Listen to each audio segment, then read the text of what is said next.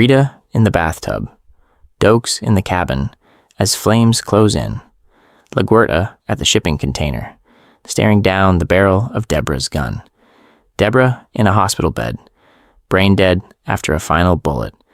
In every image, there is one quiet figure standing just outside the frame. Dexter Morgan. Dexter surrounded himself with people who loved, trusted, or believed in him. A wife who saw a gentle protector. Colleagues who admired a brilliant analyst. A sister who worshipped her big brother. Yet, when those relationships are lined up, a brutal pattern appears. In Dexter's world, affection is a liability, and proximity is fatal. If Dexter Morgan likes someone, that connection becomes their life, and often ends it. This video is not about the dozens of guilty victims on Dexter's table. It is about the collateral circle around him. Friends, lovers, mentors, and partners who either discovered, suspected, or brushed too close to the truth and paid the price. From Harry's suicide after seeing a kill room, to Dokes framed as the Bay Harbor butcher, to LaGuerta executed for following the evidence. The body count near Dexter is not random. It is systemic. Across Dexter and Dexter, new blood. More than a dozen people meaningfully encounter his secret or its consequences. Some directly discover that he kills. Others only sense the dark side behind his smile. Almost all of them are damaged, destroyed, or erased to protect that secret. The statistic is chilling, not because of the number alone, but because nearly every deep relationship Dexter has is either corrupted or annihilated. So, but the central question becomes unavoidable. At what point does Dexter stop being a vigilante hero and become the most dangerous person in his friends' lives, whether they know his secret or not? When Rita dies because Dexter keeps hunting Trinity. When Dokes dies because Dexter cannot risk exposure. When Debra's moral collapse, PTSD, and ultimate death all trace back to one early choice Harry made to channel a boy's urges through a code instead of confronting what that truly meant. A clear promise of where we're going. In this series, we're going to dive deep chronologically through everyone who knew, suspected, or almost uncovered Dexter. Harry, Brian, Dokes, Lila, Miguel, Lundy, LaGuerta, Lumen, Hannah, Zach, Debra, Harrison, and more. For each, the focus will be how they discovered the truth, or circled it, what that revelation cost them, and what their fate reveals about Dexter's evolving relationship with his code and his dark side. Every new bond seems to start as salvation and end as a countdown clock. Understanding not just how many lives Dexter touches, but how many he quietly destroys in order to keep killing and keep pretending he can still be loved. If Dexter Morgan likes someone, the show is quietly asking how long they have left. From spouses and siblings to bosses and proteges, being inside Dexter's orbit means stepping onto a kill line that most characters never see until it's far too late. To make sense of that pattern, a specific group, people with an ongoing relationship to Dexter, whose lives are bound to his double life. This includes family like Debra and Rita, colleagues at Miami Metro, lovers such as Lumen and Hannah, and mentors or authority figures like Harry and Lundy.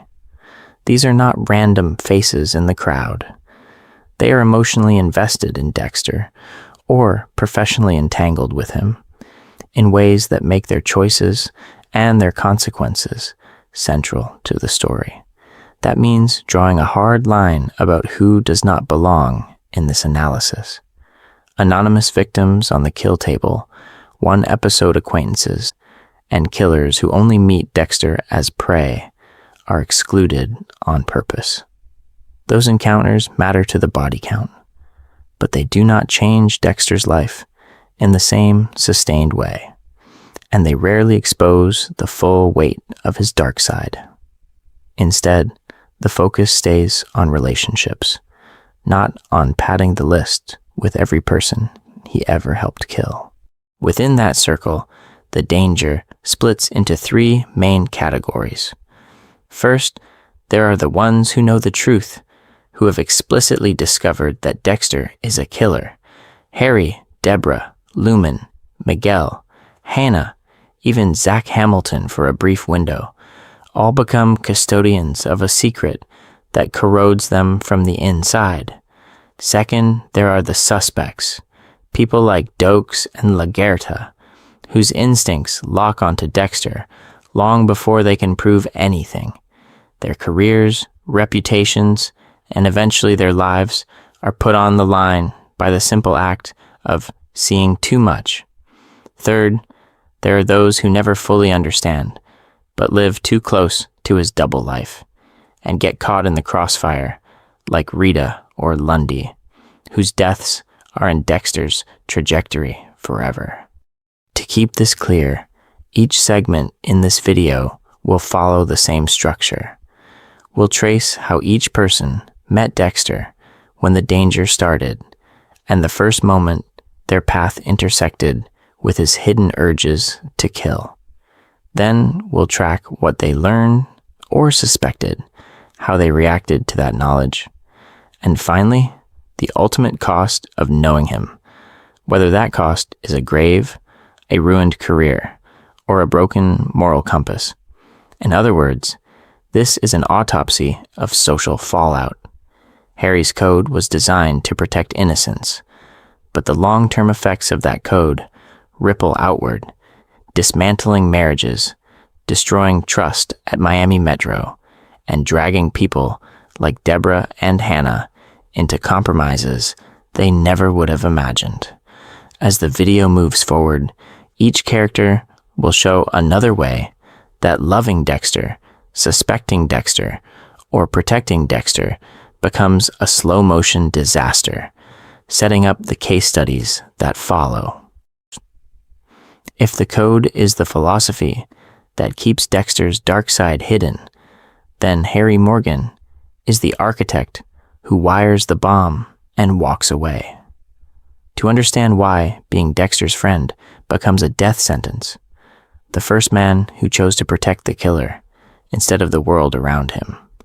Harry's story begins in that shipping container, surrounded by blood, chainsaws, and dismembered bodies. A young Dexter sits in a pool of his mother's remains, silent and unreachable. Harry looks at this child and doesn't just see trauma, he recognizes Dexter's entire life trajectory. Dexter will return to that image as the origin of his urges, but Harry is the first one to name it, to decide that this horror has created something dangerous inside his adopted son. From that discovery, Harry makes the defining choice. Instead of seeking long-term treatment, instead of turning Dexter in when the early signs appear, he designs a code. Only kill those who deserve it. Never get caught. Always clean up. Harry befriending Dexter's darkness. He doesn't resist the urges. He redirects them, teaching Dexter how to stalk, how to select victims, how to dispose of bodies. In trying to protect Dexter from prison and the system he no longer trusts, Harry becomes the first accomplice to a monster. Harry's mentorship blurs love and complicity so tightly that they become indistinguishable. As a detective, he trains Dexter to read crime scenes, to understand blood, to live a double life that will hide the truth. As a father, he tells Dexter that his dark side can be used for a purpose, that the urge to kill can be framed as a twisted form of justice. The result is devastating. Harry ensures Dexter will keep killing, and he locks his son into a lifetime of lies, cover stories, and secret rituals that no real friend can ever fully enter without paying a price. The cost finally becomes clear when Harry walks in on Dexter mid-kill. Plastic on the walls, a terrified victim on the table, Dexter lost in the ritual Harry taught him. In that moment, Harry doesn't see the controlled application of the code. He sees the raw reality of what he has created. The horror breaks him. Soon after, Harry dies by suicide, making him arguably the first on-screen casualty of fully understanding Dexter's true nature. Harry's death proves even the man who wrote the rules cannot live with the consequences. It foreshadows a pattern. Everyone who gets close, everyone who discovers or enables Dexter, will be broken in their own way. The next people to step into Harry's role think they know what they're accepting. But as the body count rises, the question becomes, who will be the next to realize the truth too late? Harry's death removes him from Dexter's physical world, but it does not remove him from Dexter's mind. Instead, Harry comes back as a constant, spectral advisor, a private ghost that keeps the code alive and keeps the audience locked into the moral stakes. Dexter sees Harry in the passenger seat, in crime scenes, in kill rooms, commenting on his choices, warning him, and sometimes pushing him toward blood. This is not a comforting presence. Harry's ghost is the personification of the code, an internalized voice that turns into a haunting operating system. Rather than curing Dexter's urges, Harry builds a framework that lets Dexter maintain a double life as devoted brother, loving partner, and meticulous killer. The paradox is brutal. Harry wanted to protect innocence, but by teaching Dexter how to select victims, how to clean scenes, how to never get caught, he makes the killing sustainable. That sustainability is exactly what endangers friends and family long term. How this haunting works in Dexter's relationships. When Dexter begins building a real family with Rita, Harry's ghost repeatedly protests. He appears in the kitchen, at the table, in Dexter's head, reminding him that emotional bonds create leverage. The more Dexter cares, the more vulnerable everyone becomes to the consequences of his secret life. Harry warns that a wife and kids mean patterns, routines, and blind spots that other predators can exploit.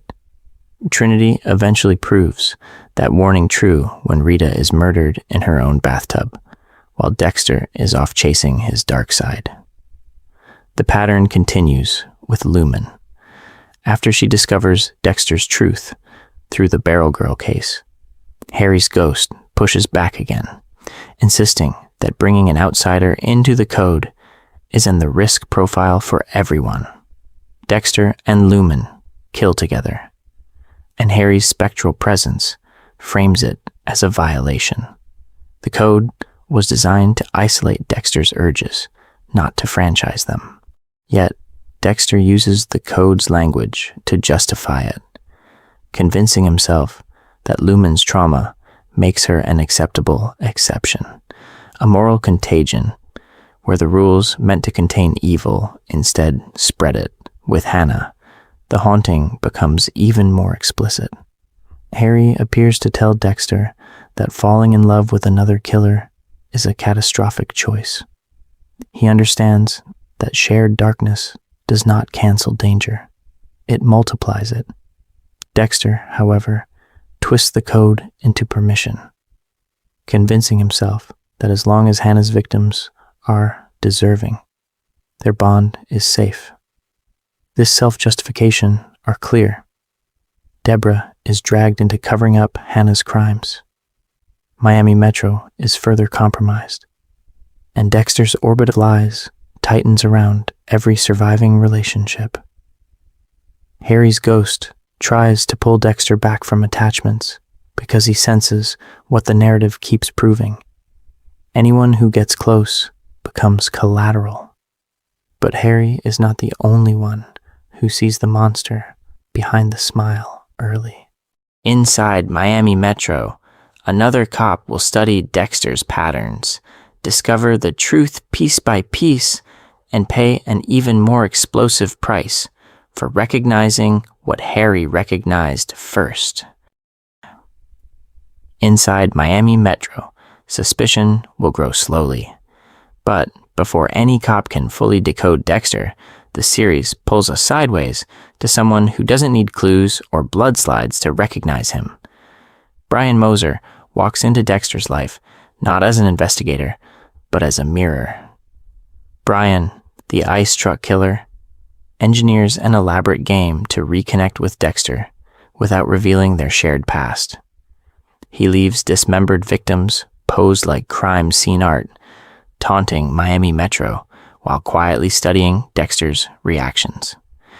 Dexter has depended on anonymity to protect his dark side, yet Brian approaches from the opposite direction, total recognition without confession.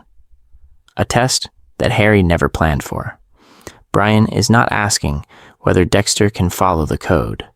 He is asking whether Dexter will abandon it. On the surface, Brian plays the role of mysterious stranger, a charming prosthetics expert named Rudy. Underneath, he is carefully probing a single question. Will Dexter choose blood family and pure darkness over Harry's rules and his new life? Brian orchestrates encounters, pushes boundaries, and watches as Dexter's urges flare in response to the ice truck killer's theatrics. The truth that Brian already knows, that they are brothers forged in the same shipping container trauma, hangs over every interaction, even before Dexter consciously discovers it. When the reveal finally comes, Brian offers something no one else ever does: complete, unqualified acceptance. He does not flinch at the kill tools, the plastic, the blood. Instead, he frames the darkness as liberation. No code, no fake smiles at the precinct, no pretending to care about victims beyond their forensic value. Brian tells Dexter that together they can kill without guilt, without Harry's voice, without consequences. In Brian's mind, he is not a villain entering Dexter's life. He is the only true friend who accepts Dexter's whole self. That friendship has a price. Brian's plan to kill Debra is a twisted, bonding ritual designed to force an ultimate choice. He kidnaps her, straps her to a kill table, and invites Dexter to participate. The scene is a brutal inversion of Harry's code. Instead of protecting the innocent, Brian demands that Dexter sacrifice his adoptive sister to prove loyalty to his biological brother. In that moment, the narrative compresses Dexter's entire life into a single decision: Harry's family and the code, or Brian's blood tie and unrestrained monsterhood. Dexter chooses to kill Brian. He frees Debra, turns the knife on his brother, and then stages the body as a suicide to preserve his secret. It is in more than one life at once. Brian dies, Debra is saved, and Dexter confirms that even the person most compatible with his nature cannot survive being close to him. Brian saw all of Dexter and embraced it. The relationship still ends in a body bag. Brian's death locks in a pattern across the series. Anyone who fully sees Dexter, whether to condemn him like a cop or to join him like Brian, doesn't get to walk away. And the next person who discovers the truth will prove that even professional suspicion can be just as lethal as brotherly love. Brian's death locks in a pattern across the series. Anyone who fully sees Dexter, whether to condemn him like a cop or to join him like Brian, doesn't get to walk away. But the show's cruelest move is that the next major witness to Dexter's darkness doesn't see anything at all. That's exactly why she is so useful and so doomed. Rita, as a deliberate choice. Dexter is not accidentally drawn to her. He is strategically drawn to her. Dexter has gravitated toward people who either manage his urges like Harry or mirror them like Brian. Rita is the opposite. Traumatized by an abusive ex-husband, sexually avoidant, anxious. She interprets Dexter's emotional distance as gentleness and respect. For Dexter, that trauma profile is a green light. She will not demand passion, interrogation, or deep emotional access. She will accept surface-level affection as safety. In narrative terms, Rita becomes the perfect human shield. As their relationship grows, Dexter's life starts to look aggressively normal.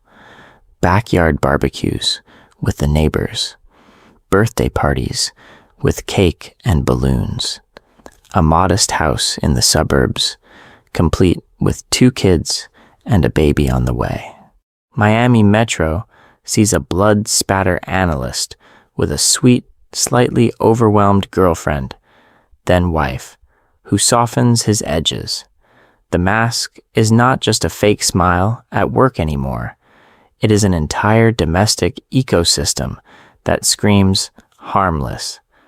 This is where the power imbalance becomes devastating. Dexter knows exactly what role Rita plays. She is an alibi in human form, a living guarantee that no one will picture a serial killer when they see him carrying groceries. Rita, on the other hand, believes she has finally discovered a gentle, reliable partner after years of violence. Her narrative is about healing, trust, and second chances. His narrative is about camouflage, control, and maintaining the code, while the dark side keeps hunting victims. That imbalance are subtle at first. Dexter's late nights working a case, his unexplained injuries, the way he drifts in and out of family events, all register to Rita as the quirks of a stressed investigator. To the audience, they are red flags. The secret apartment, the hidden kill tools, the blood slide box, every layer of Dexter's double life sits one bad coincidence away from crashing into Rita's world. Even before Trinity, there are near misses. Lila stalking their family, Dokes tailing Dexter, the Bay Harbor butcher, investigation circling closer to home, Rita's invisible countdown clock. The show frames her as the ultimate symbol of Dexter's attempt at normal life. But in Dexter's universe, loving wife is not a safe archetype. It is a target designation. The more Dexter leans on that illusion of safety, the more catastrophic the consequences will be when a killer like Trinity finally steps across the suburban threshold and turns Rita's bathtub into the entire series. Rita's bathtub is not a random tragedy. It is the final entry in a ledger of choices Dexter makes long before Trinity ever walks into that bathroom. Dexter's obsession with Arthur Mitchell. Trinity is not just another target. He is a professional puzzle and a spiritual mirror. Dexter infiltrates his life, studies his rituals, and dissects his psychology with almost academic fascination. Instead of prioritizing his family's safety, he treats the man who kills in cycles as an opportunity to refine the code and understand his own dark side, a fatal delay where curiosity outruns basic protection. Dexter has believed he can compartmentalize family in one box, victims in another, and the Bay Harbor butcher secret sealed between them. With Trinity, that arrogance hardens into delusion. Dexter convinces himself he can manage the threat, trailing Arthur across state lines, kidnapping him, even letting him go, all while insisting that Rita and the kids remain insulated behind the white picket fantasy. The truth is brutal. He is gambling with their lives to satisfy his own killing urges and investigative obsession. The critical missteps that turn that gamble into a death sentence. Dexter has multiple chances to kill Trinity cleanly. He tracks him in Miami, corners him in a garage, uncovers his full pattern. Instead of ending it, he extends the hunt so he can watch Arthur unravel as a family man, using him as a dark reflection of what Dexter might become. When Arthur discovers Dexter's alias and confronts him at the police station, the risk spikes into siren territory. Yet, Dexter still does not move Rita and the children, does not warn them, does not even admit that a serial killer knows his face and name. Each non-action is a choice. Staying in Miami, leaving Rita's phone unanswered, pretending the threat is under control because the code demands meticulous closure. That mindset have already been foreshadowed by Dokes and Lila, but here the collateral damage is no longer a colleague or a chaotic lover. It is the person the series frames as the pure symbol of normal life. The reveal of Rita's body in the bathtub is in the entire series. Water turned red, her arm limp over porcelain, baby Harrison on the bathroom floor, sitting in her blood, crying. The image deliberately echoes Dexter's own origin in the shipping container, a child baptized in a parent's murder. In that instant, the cycle closes. Dexter's double life has finally produced a victim inside his own home, and the code has protected no one. Rita's death becomes the clearest proof that being Dexter's partner is a death sentence, not because he wants it, but because his need to kill will always outrun his ability to protect. And if the safest person in his orbit can be erased in a single, unseen visit, what does that mean for everyone else who stays close to him in the seasons that follow? If Rita's murder proves that being Dexter's partner is fatal, her absence shows that the damage does not end at the crime scene. The blood in that bathtub dries, but the echo of it keeps spreading through every relationship he touches. Dexter's own reaction, because it is one of the most unsettling parts of this fallout. When he first sees Rita's body, Dexter goes into a kind of emotional shutdown. He holds Harrison in that pool of blood, mirrors his own childhood horror, and narrates that he feels nothing. No tears, no collapse, just a blank recognition that his double life has finally claimed the person he loved most. Only later, when the shock wears off and the narrative slows down, does the delayed grief hit, showing that his emotional wiring makes him both devastated and disturbingly detached from the horror he caused. Dexter has believed that the dark side and Harry's code insulated his family from his urges. Rita's death rips that illusion away by literally recreating his origin story. Harrison, a baby in a pool of blood, becomes a living photograph of young Dexter in the shipping container, and everything.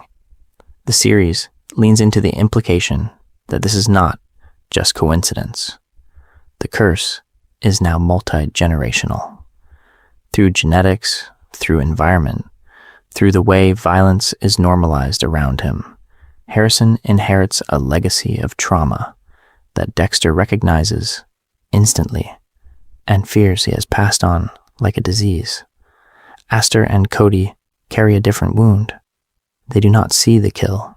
They do not know the truth, but they lose both a mother and the stepfather, figure they trusted to keep her safe. Dexter becomes the man who failed them, the adult whose presence is quietly linked to catastrophe. Their anger, especially Aster's, plays as a form of silent indictment. She may not have discovered that Dexter is a killer, Yet every glare and withdrawn conversation asks the same unspoken question. Why did being close to Dexter end with their family destroyed? Rita's ghost keeps haunting the narrative, even when her name is not spoken. Every new relationship Dexter forms, from Lumen to Hannah, to the fragile attempts at normal dating, is implicitly measured against the cost of Rita's life. The audience remembers the bathtub, the blood, the abandoned kids, even when the characters do not say it out loud, a pattern where any moment of happiness is shadowed by the knowledge that Dexter's love has already killed once, and the long-term effects of that knowledge shape how he approaches intimacy, fatherhood, and the code itself. Here is the Rita is not a cop, not a criminal, not a co-conspirator. She is a civilian, and she dies anyway. That fact prepares the ground for the next stage of collateral damage, because Dexter's family is not the only group living under this invisible death sentence. At Miami Metro, colleagues walk the same halls, share jokes, chase cases, all while moving closer to a truth that will shred their lives just as completely. At Miami Metro, that invisible death sentence takes on a new form in the person who refuses to be fooled. James Dokes is the first colleague who does not just like Dexter or admire Dexter, but instinctively recoils from him. From his very first scenes, Dokes looks at Dexter's harmless lab geek persona and feels something else entirely: danger. Dexter relies on the same camouflage: awkward smiles, pastries in the break room, helpful analysis that makes everyone's jobs easier. Dokes is the only one who reacts in the opposite way. He calls Dexter a creep to his face, watches him in the bullpen, and never laughs along with the jokes about the quiet blood guy. One of the most important confrontations in the series, the one cop whose instincts cut through the mask almost immediately. From there, Dokes' suspicion does not fade. It escalates. He tails Dexter at night, pulls his records, notices how often Dexter appears near key crime scenes, while others see a dedicated analyst who just happens to be around major cases. Dokes connects those convenient coincidences to a pattern. He is not charmed by Dexter's social awkwardness or impressed by his clearance rate. Instead, every new success makes him look harder.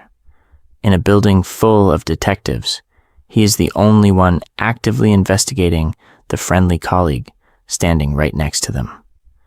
But the same traits that make Dokes a good cop also isolate him. He is aggressive, blunt, quick to anger. Colleagues roll their eyes, complain about his temper, and treat his instincts about Dexter as harassment rather than insight. When Dexter finally discovers that Dokes is on to him, this reputation becomes a weapon. It becomes easy for Dexter to frame Dokes as unstable, to let small confrontations play out in public, so that when the real accusations come, no one will believe the man making them. The turning point arrives with a bloodslide box. Dokes follows Dexter to the Everglades, confronts him, and gets knocked out and imprisoned in a remote cabin. Here, Dexter makes a chilling choice. Instead of killing Dokes, he keeps him alive while planting evidence to frame him as the Bay Harbor Butcher. It is presented as a twisted gesture of respect, as if sparing Dokes is Dexter's way of honoring the only person who truly discovered his secret. In reality, it strips Dokes of everything: freedom, career, and name. The cabin becomes a cage. The investigation closes in, and Lila's fire finishes what Dexter began. Dokes dies in an explosion, burned beyond recognition, officially recorded as the serial killer he tried to stop. he is remembered as the monster, while the real monster returns to Miami Metro as a grieving colleague. The consequences of that lie will echo into the next major challenger to Dexter's cover, because Dokes' fate teaches Miami Metro exactly how dangerous it is to question Dexter Morgan. Dokes' death does not just remove Dexter's loudest accuser, it rewires the moral circuitry of Miami Metro. The department learns a brutal lesson. The man who questions the friendly blood spatter analyst ends up as the headline, a monster, while the real monster brings donuts to the briefing room. How quickly everyone accepts the narrative. Dokes is labeled the Bay Harbor Butcher.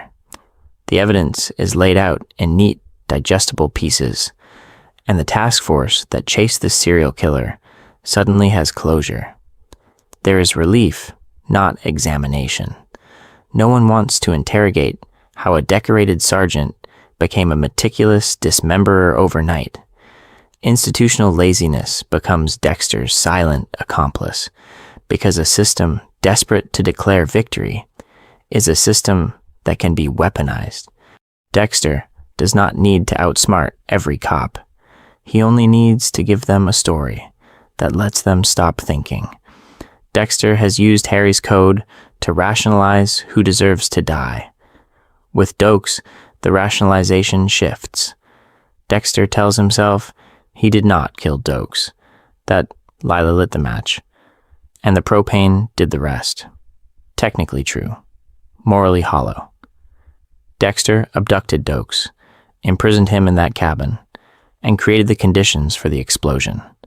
Then he stands by and allows an innocent man's name to carry his sins forever. The dark side is satisfied, the case is closed, and a dead colleague becomes one more necessary sacrifice to protect the life Dexter believes he is entitled to keep living. The emotional fallout lands hardest on those who actually cared about Dokes. Lagerda, in particular, cannot fully reconcile the man she knew with the killer the evidence describes. She forces a smile at the press conferences, repeats the official line, but the doubt never leaves. A long, quiet obsession. That doubt will drag her back to old case files, surveillance footage, and the uncomfortable realization that the Bay Harbor Butcher profile fits Dexter more cleanly than it ever fit Dokes. Dokes' frame job does not just haunt her, it points her, step by step, toward and Dexter's entire world. The thematic irony is vicious. The only cop who truly discovered Dexter's nature, who saw through the charming facade and recognized the killing urges beneath, is posthumously recast as the very predator he tried to stop. Meanwhile, Dexter walks the same hallways, hugging colleagues who now feel safer precisely because they believe the threat is gone. Truth becomes radioactive. In Dexter's world, telling the truth about him is more dangerous than being his enemy. It is a fast track to being erased, discredited, or buried under someone else's crimes. Dokes is framed, forgotten, and filed away. But the lesson his fate teaches, Miami Metro, will come roaring back the next time someone starts to wonder why danger always seems to orbit Dexter Morgan. If Dokes is the cautionary tale Miami Metro ignores, Maria Lagerta is the one who refuses to learn the lesson. She watches the department close the Bay Harbor Butcher case with a neat bow around Dokes' corpse. But for her, the narrative never quite fits. A quiet, dangerous obsession. Lagerta knew James Dokes as a volatile cop, but not as a meticulous serial killer. The man on paper, the monster who collected trophies and dismembered victims, does not match the colleague she once protected and promoted. Dexter relies on institutions accepting easy answers. Yet, Lagerta refuses the easy answer that her former partner was secretly the butcher. She files the case away in public, but in her mind, she reopens it, replaying conversations, revisiting scenes, and asking who really benefited from Dokes' death. From there, how methodical she becomes. Off the clock, Lagerta starts re-examining Bay Harbor files, mapping dump sites, and cross-referencing them with cases where Dexter was conveniently nearby. She notices the ocean pattern, the precision of the dismemberment, and how often Dexter's blood spatter, expertise, helped close cases that now feel a little too clean. Her political instincts, honed by years of navigating promotions and scandals, suddenly turn forensic. She understands which records will be overlooked, which blind spots internal affairs will never question, and she uses those gaps to trace a hidden hunter moving through Miami. The turning point comes with concrete evidence. At the ruined church where Travis Marshall died, Lagerta discovers a single blood slide, the exact kind of trophy the Bay Harbor butcher was known for. Dexter's supposed retirement of the code has a fingerprint, and she quietly links that slide to his presence at the scene. From there, she follows the trail to his old boat records and to the cabin connected to Dokes' death, building a chain that is closer than anyone has ever come to a prosecutable case. Unlike Dokes, who confronted Dexter head-on, Lagerta works like a prosecutor in advance, assembling motive, means, and opportunity. Ironically, the traits that once made her seem like a careerist antagonist now become her greatest assets. Lagerta knows how to push against the department's need for closure without triggering outright rebellion. She leverages her rank, reopens old evidence, and quietly isolates Dexter as the common denominator in a decade of bodies. Her political maneuvering is not about promotion anymore. It is about exposing a predator hiding in plain sight, even if that predator is beloved by her own detectives. All of this momentum drives toward the shipping container and every remaining relationship in Dexter's life. Lagerta's determination corners Dexter so effectively that Debra is dragged into the final confrontation, forced into a choice between the law and the brother she has already compromised herself to protect.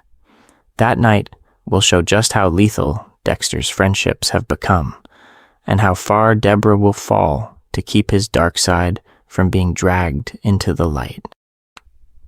Lagerta dragging Dexter and Debra to that shipping yard doesn't just corner the Bay Harbor butcher. It compresses every lie, every compromise, into one suffocating choice. Inside that metal box, the series finally answers what happens when Dexter's double life collides head-on with someone who refuses to back down.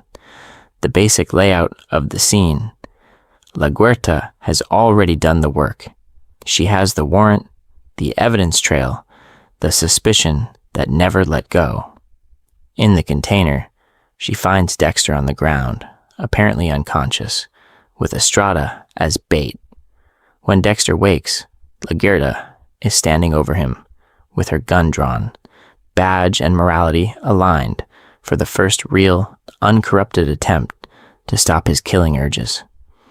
Dexter immediately tries to twist the narrative, dragging Estrada's body into position, framing the whole setup as a self-defense kill Lagerta forced him into. It is classic Dexter. One more improvised use of the code as cover. One more attempt to turn a cop into a prop. Then Debra walks in, and the air changes. Dexter has relied on Debra as emotional camouflage, the proof that he can maintain a normal life. But by this point, Debra is already shattered. She has discovered the truth about his dark side. watched him on the table with Travis Marshall, and chosen to cover up that kill. She is functioning as a detective, but she is carrying untreated trauma, panic attacks, and a desperate, almost delusional belief that she can still save him if she just protects him from exposure. In that container, Debra is not a clean cop walking into a crime scene.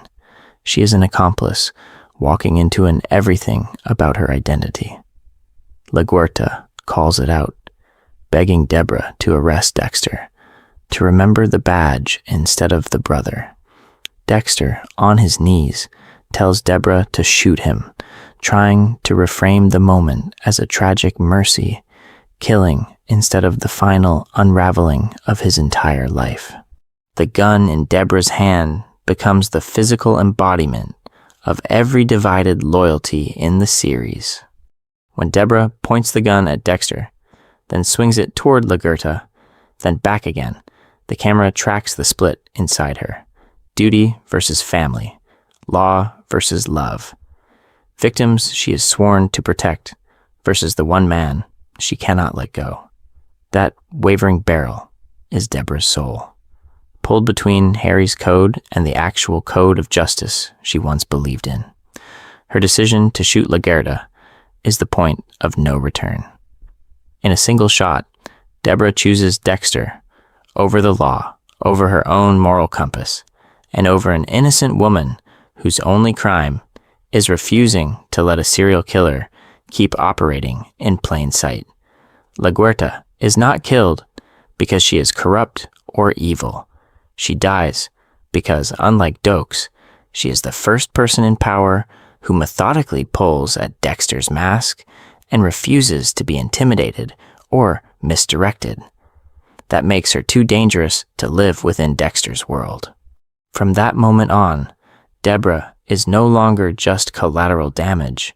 She is an active participant in murder, bound to Dexter by blood in the most literal sense. And the long-term effects of that single choice will show that the real death sentence in that container was not LaGuerta's. It was Debra's, and it has only just begun. If LaGuerta's execution is the moment Debra crosses the line, then her entire life before that point is the slow, methodical setup for the tragedy. Dexter doesn't just rely on Debra as cover. He quietly engineers a dynamic where she needs him far more than he needs her. Who Debra is at the start, she's foul-mouthed, emotionally transparent, almost aggressively alive, in a way Dexter can never be. She vents about failed cases, curses out suspects, and clings to the one person who seems steady in the chaos, her quiet, dependable brother. Dexter plays the role perfectly. He listens, reassures, validates her as a cop and as a person. To Debra, that is love. To Dexter, it is also camouflage. Harry's role in that early bond is crucial. Harry Morgan was the first to find out about Dexter's dark urges to kill. And from that moment, the family revolved around managing Dexter's inner threat. Debra grows up watching Harry praise Dexter's potential, train him, protect him, while she stands on the outside, desperate for the same approval. She throws herself into police work, chasing promotions and big collars, never suspecting that the real danger in the room is the golden boy brother Harry chose to build a code around. Debra's lifelong insecurity. Every time she doubts herself, Dexter is there as the calm center. When she fails a case, he reminds her she is better than she thinks. When Harry dies, Dexter becomes the last living link to that approval she never fully received. The irony is brutal. The standard she tries to live up to is based on a man who secretly trained her brother to kill. Early on, Dexter's murders even appear to protect her. When Debra is targeted by the ice-struck killer, Dexter's confrontation with Brian ends with him choosing Debra over his biological brother. reinforcing her belief that Dexter is the one person who will always keep her safe. Later, when violent predators orbit Debra's life, Dexter's kill rooms quietly remove them from the board. Is that brotherly care? Or is he just eliminating variables that threaten his cover and his access to his favorite confidant? Her romantic life only deepens this dependence.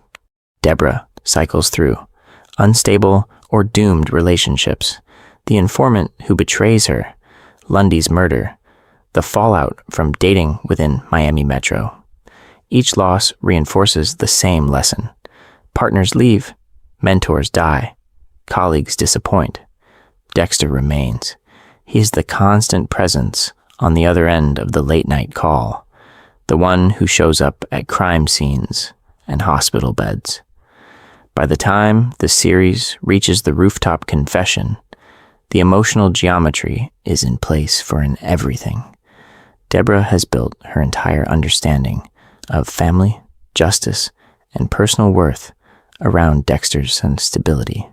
So when he finally looks at her and reveals the truth that he is a serial killer guided by a code Harry created, the impact is nuclear. That confession will not just challenge her morals, they will dismantle the only safe harbor she has ever believed in and drag her fully into the orbit of his dark side. That nuclear admission becomes literal in the church.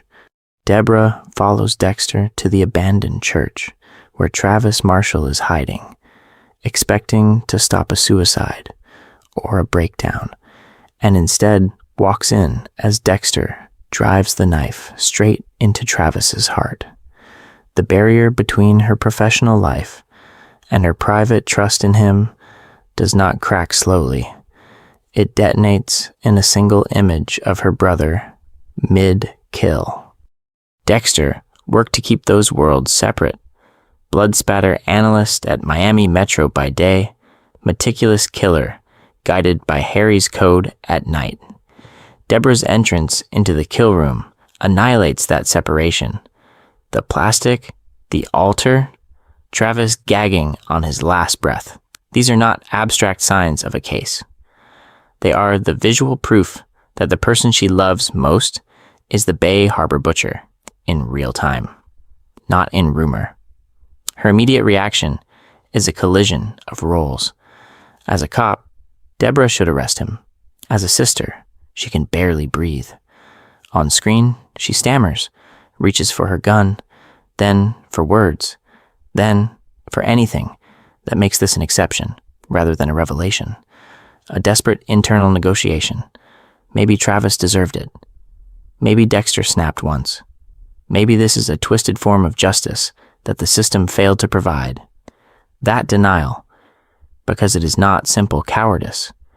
Debra has built her entire sense of worth on catching killers and protecting victims. If Dexter is a monster, what does that say about her instincts, her career, her faith in Harry?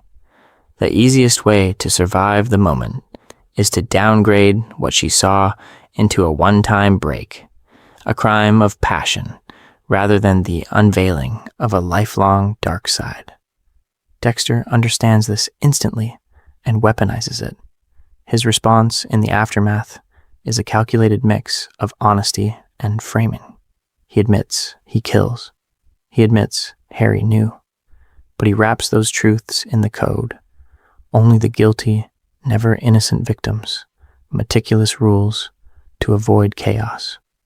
By invoking Harry's training, he offers Debra a narrative where his monstrosity becomes almost noble, a Black Ops extension of the justice system she believes in, rather than a total betrayal of it.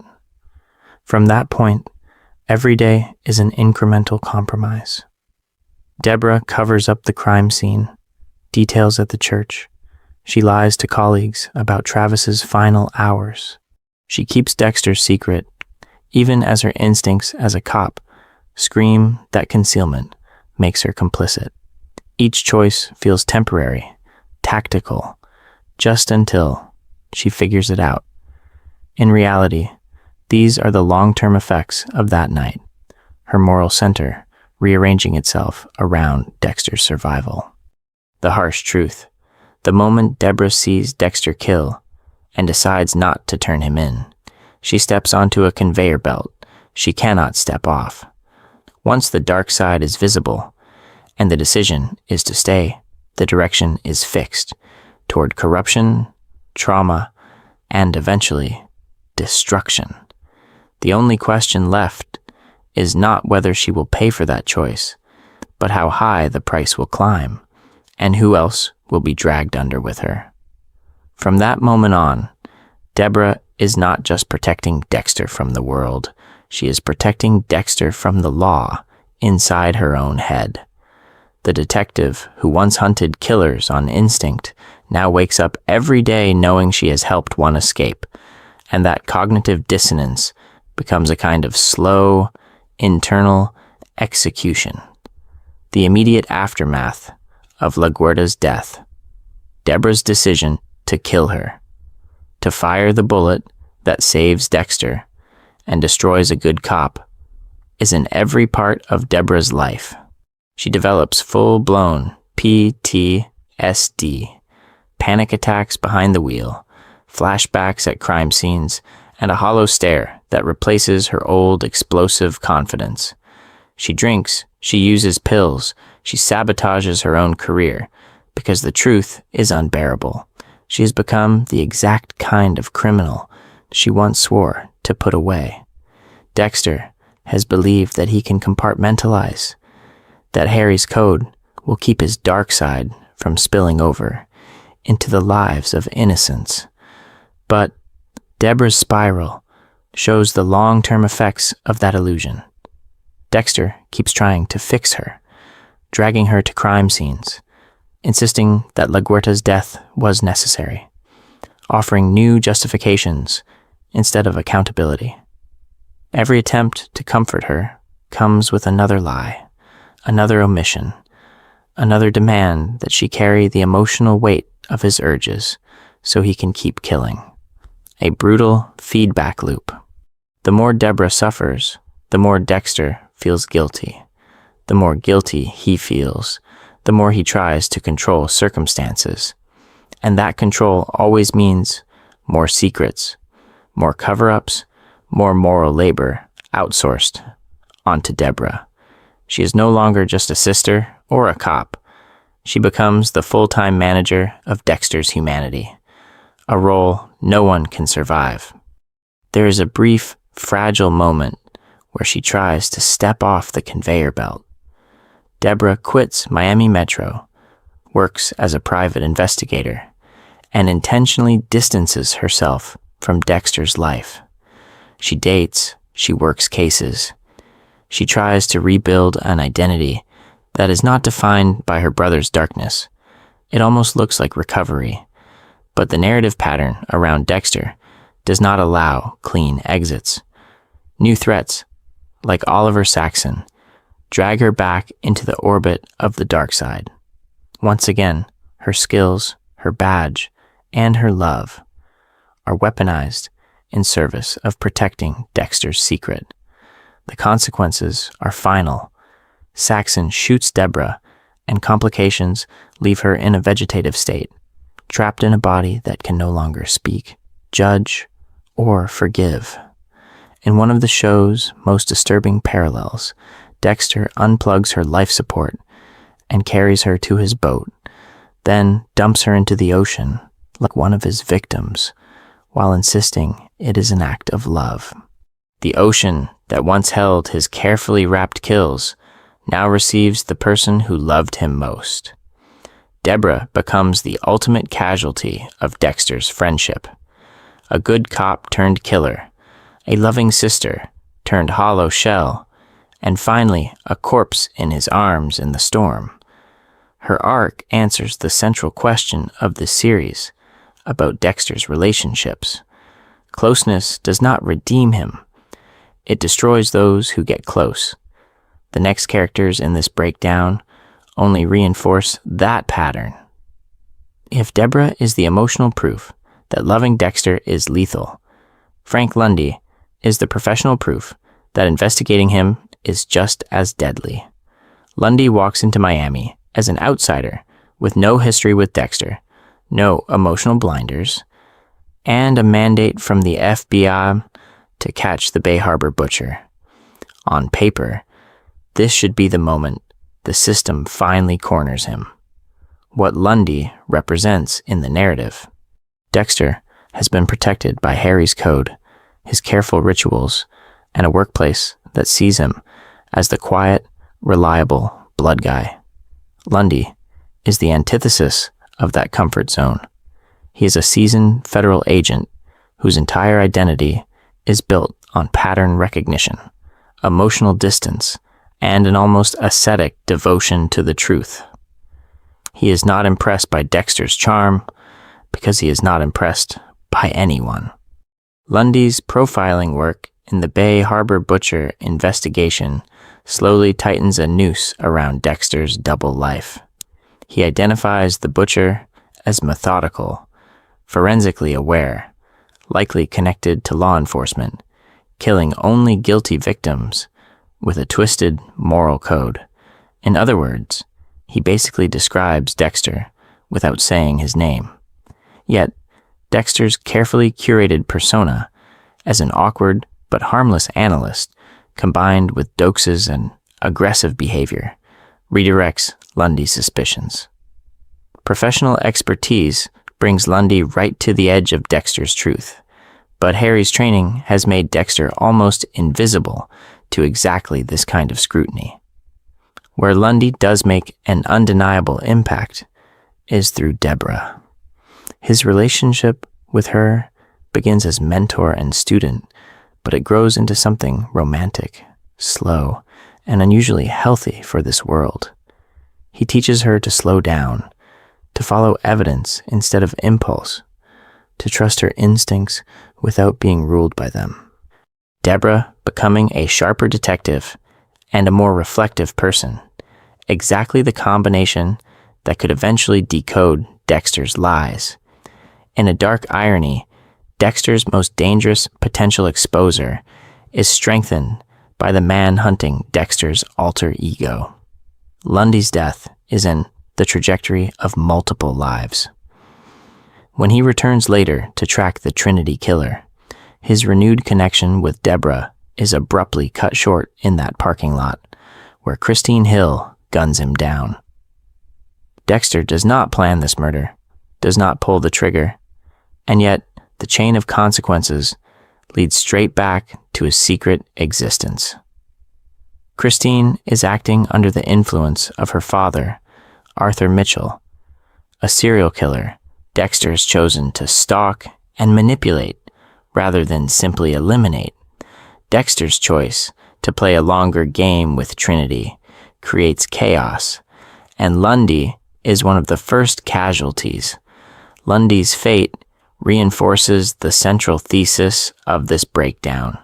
Anyone who steps into the Bay Harbor butcher's orbit, whether through a case file or a shared bed, is entering a blast radius they cannot see. The next investigators and authority figures who close in on Dexter only deepen that pattern of proximity, suspicion, and fatal consequences. If Dexter Morgan's enemies tend to end up dead, his friends face a different fate, living in a carefully engineered lie. The blast radius around the Bay Harbor butcher does not stop at bodies. It extends into the beliefs, careers, and identities of the people who trust him most. Angel Batista, often framed as the quiet moral center of Miami Metro. Throughout his life on the show, Batista is the one repeating values that Harry once believed in: family, loyalty, the idea that the badge means something. He looks at his colleagues and sees flawed but fundamentally decent people. Dexter is part of that circle. To Batista, Dexter is the dependable blood guy, the awkward but good-hearted coworker who brings clarity to crime scenes and stability to the team. That makes the deception brutal. Cases Batista thinks were solved by hard work and solid police work were, in reality, manipulated by Dexter's dark side and the code. Evidence goes missing. Suspects die before trial, and patterns mysteriously resolve themselves when Dexter is on the case. Batista earns promotions, respect, and leadership positions based on a narrative that has been quietly warped, and the long-term effects of that distortion are profound. His professional pride is built on outcomes that were never honest. Vince Masuka sits on the other end of the emotional spectrum. Crass jokes, sexual comments, and a surface-level friendship with Dexter that still hides a real bond. Underneath the inappropriate humor, Masuka trusts Dexter with lab work, consults him on blood evidence, and treats him as a fellow outsider who understands the darker edges of human behavior. Their camaraderie makes Dexter's betrayal more insidious because it thrives on Masuka never asking the right questions. Dexter's interference turns both men into unknowing accomplices. They mourn the wrong people as monsters or heroes.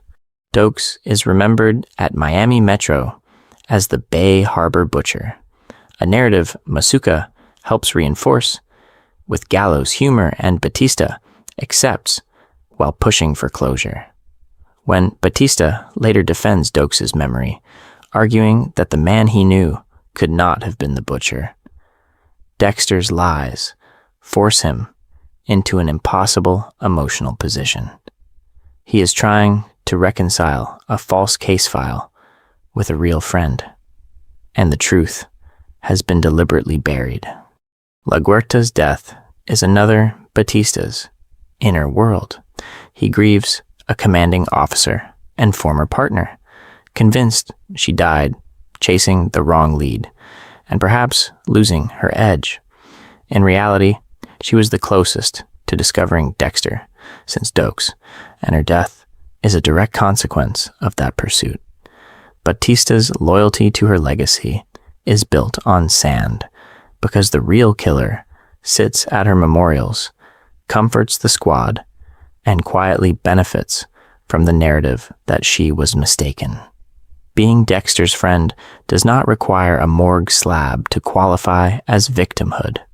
For Batista and Masuka, the damage is existential, a career, a moral compass, and a sense of justice constructed around carefully curated deception. As the next wave of colleagues who get closer to Dexter's truth, the illusion of safety inside Miami Metro becomes even harder to ignore. That illusion of safety is where Dexter's real power lies. Long before bodies drop, his presence starts to bend the moral gravity of every room he enters, until what once felt unthinkable begins to feel like the only practical choice. The clearest example, Debra. She represents the straight arrow, the cop who believes in procedure, in warrants, in doing it by the book. Yet, once she discovers Dexter's truth, the rules she lived by begin to erode.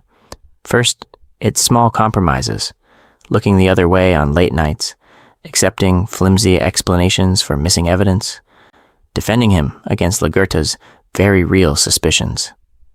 Then comes in everything. Debra walking into that church and choosing to kill LaGuerta instead of letting Dexter face justice. Debra's irreversible collapse. The detective who once hunted killers becomes an accessory to murder. Then a co-conspirator in cover-ups. And finally a woman who cannot live with the distance between her badge and her choices. Dexter's secret are written across her arc, panic attacks, substance abuse, and a constant, corrosive self-loathing that ends with her on a ventilator while Dexter stands over yet another ruined life. Around Debra, the moral contagion spreads in quieter, but still devastating, ways.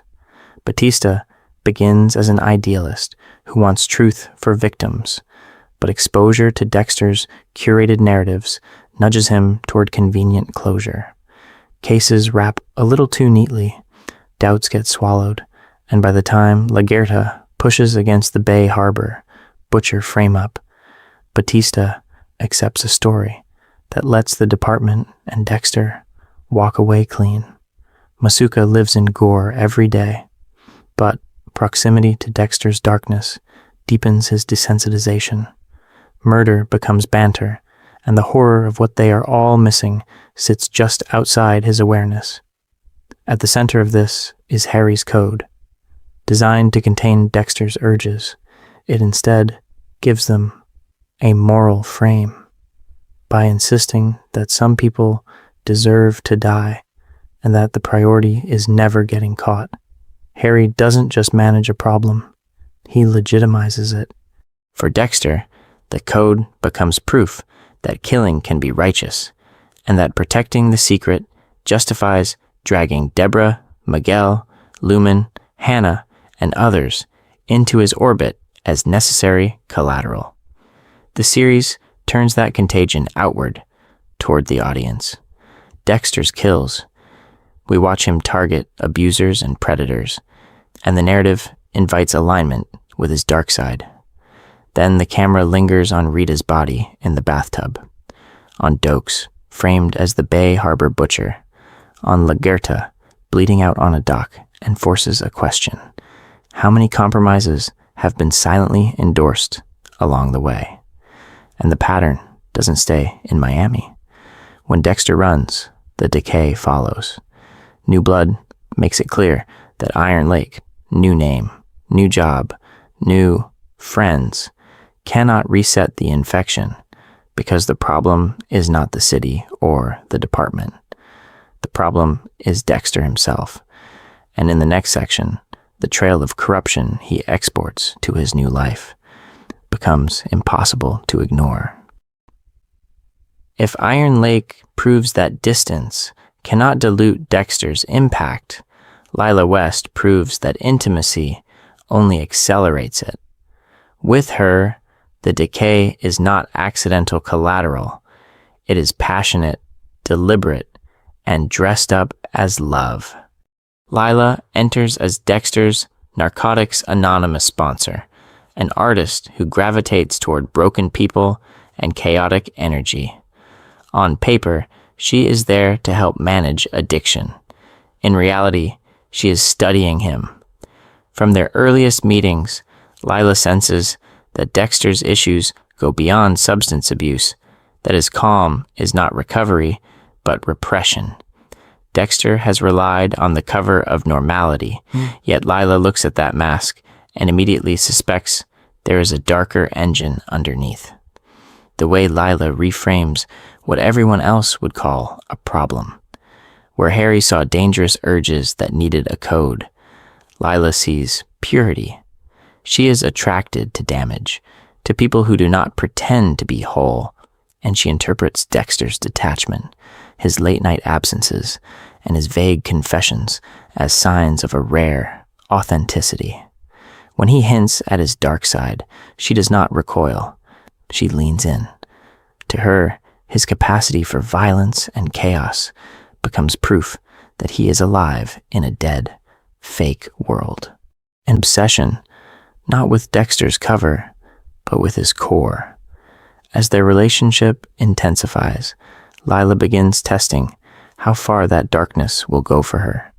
She burns down her own loft with Dexter inside, staging a near-death experience to bind them together. She lies to Rita, manipulates Dexter's colleagues, and inserts herself into every corner of his life. Each escalation is a challenge. Abandon the code, abandon the family. Choose the raw, unrestrained self that she worships. The turning point comes when Lila stops merely orbiting Dexter's secret and starts killing for it. After Dokes discovers the truth and ends up caged in the Everglades, Lila finds the cabin, reads Dexter's journal, and finally understands the full scope of who he is. Her response is not horror, it is devotion. She blows up the cabin, murdering Dokes and erasing the one cop who had truly discovered Dexter. In that explosion, Lila becomes both accomplice and cover story. The person who ensures the Bay Harbor butcher walks free by providing a convenient corpse to blame. From there, the danger only grows. Lila kidnaps Aster and Cody, turns on the gas in the apartment, and leaves Rita's children to die in a fire meant to purify Dexter's life of its attachments. Saving them forces Dexter into an unavoidable calculation. Lila is not an innocent pulled into his orbit. She is a self-made threat who loves his killings, but rejects the boundaries that Harry's code represents. Killing her in Paris becomes, in his mind, a necessary removal of a problem he invited. In the moment, he let her see past the mask. Lila's death reinforces a brutal pattern. Even partners who embrace Dexter's true self cannot survive, because his darkness is not a personality trait to be accepted, but a lethal gravity well. And if Lila is the lover who loves the monster too much, the next ally will show what happens when someone tries to weaponize that monster for power. If Lila represents chaotic devotion, Miguel Prado represents something even more dangerous: calculated ambition, latching onto Dexter's darkness. In Dexter's world, the closer someone gets to the code, the closer they get to a grave, and Miguel is the clearest example of how trying to co-own that code becomes a death wish. Who Miguel is when he enters Dexter's life. Miguel Prado is a powerful assistant district attorney, a public crusader against violent criminals, and a man whose entire identity is wrapped around justice and family honor. When his brother Oscar dies during a botched sting operation, Miguel's grief and rage leave a raw wound. The justice system he serves has failed his blood, and that makes him unusually vulnerable to Dexter's brand of vigilante killing. Dexter has been surrounded by people who believe in the law, from Harry to Debra, but Miguel is different. Miguel does not just accept that the system is flawed, he is ready to bypass it. When Dexter eliminates Freebo, the man Miguel blames for Oscar's death, Miguel senses that the truth behind this convenient outcome is darker than a lucky break. He does not know the full reality yet, but he discovers enough to suspect that Dexter is no ordinary forensic tech. A twisted friendship. Dexter cautiously tests Miguel, revealing pieces of his method and eventually the concept of Harry's code. For the first time since Brian, Dexter feels seen by another adult man who recognizes his urges to kill and does not recoil. Miguel frames it as brotherhood, as two men doing what the courts cannot. To Dexter, this looks like the impossible dream, a friend who understands the dark side and might even help manage it.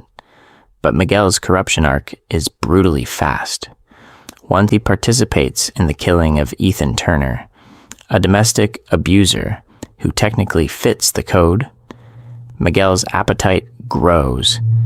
He starts pushing for more executions, not because the victims are untouchable monsters, but because they are personal enemies or political obstacles. When Miguel targets defense attorney Ellen Wolf, it exposes his true motives.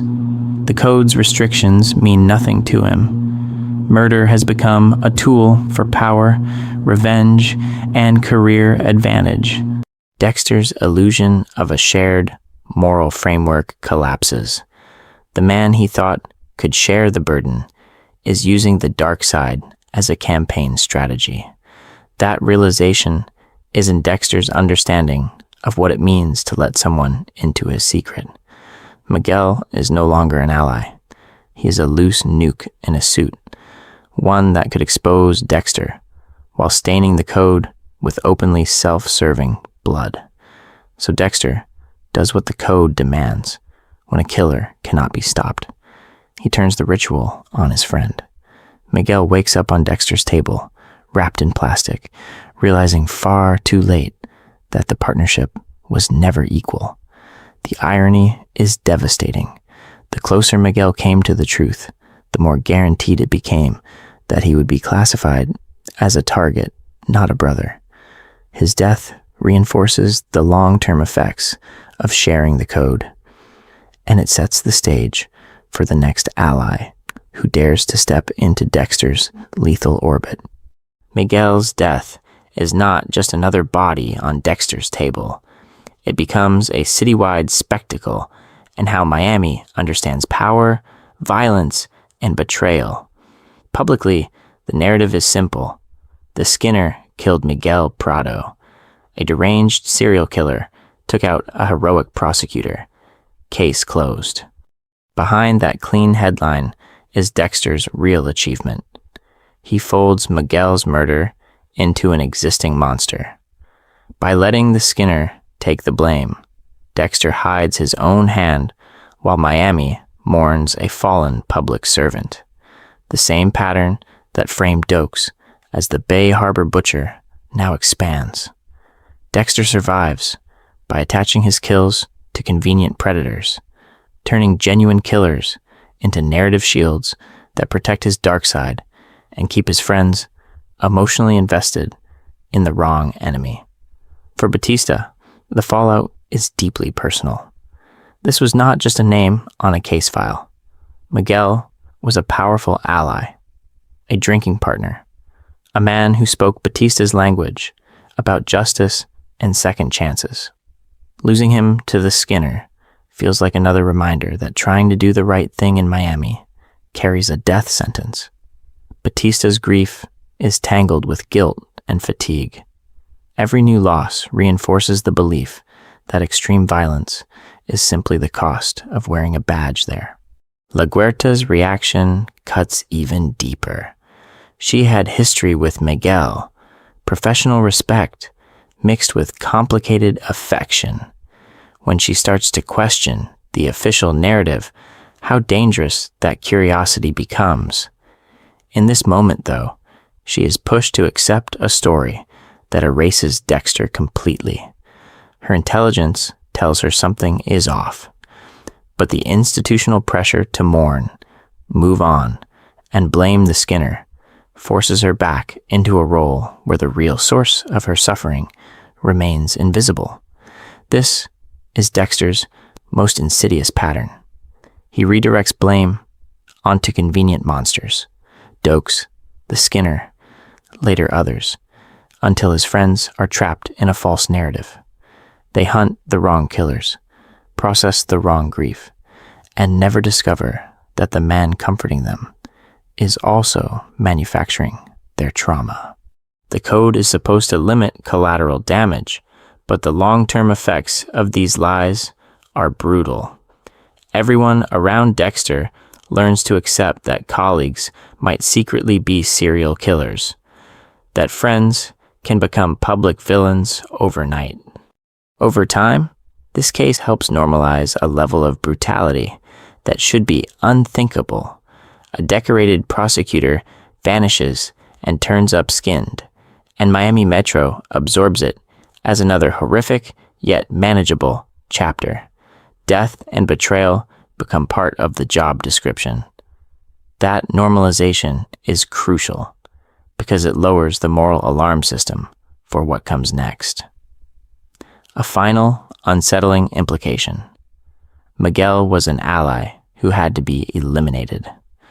The next phase of Dexter's life will bring relationships where the women around him do not just glimpse his darkness, they participate in it. And that escalation will make Miguel's downfall look almost merciful by comparison. Miguel's death proved that partners in Dexter's darkness rarely get a second season.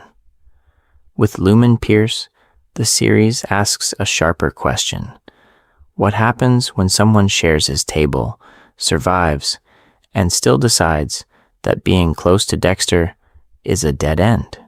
Lumen enters as a trafficking survivor, one of a group of women brutalized, recorded, and discarded by a ring of predators. Her trauma is not abstract. It is filmed, cataloged, replayed as entertainment for her abusers. When she escapes and Dexter discovers her in that abandoned camp, shaking and feral, he recognizes something that cuts past his usual detachment. Dexter has watched victims from the outside. Lumen is the first victim whose need to kill her tormentors mirrors his own urges back at him, the way Lumen instantly scrambles Dexter's code.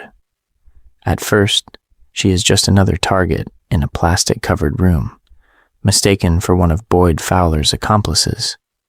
But when Dexter sees the terror and recognition in her eyes, he does something Harry would never have advised. He lets her go, then keeps coming back. Dexter breaking rule after rule. He reveals his process. He explains the plastic, the knives, the blood. He trains her.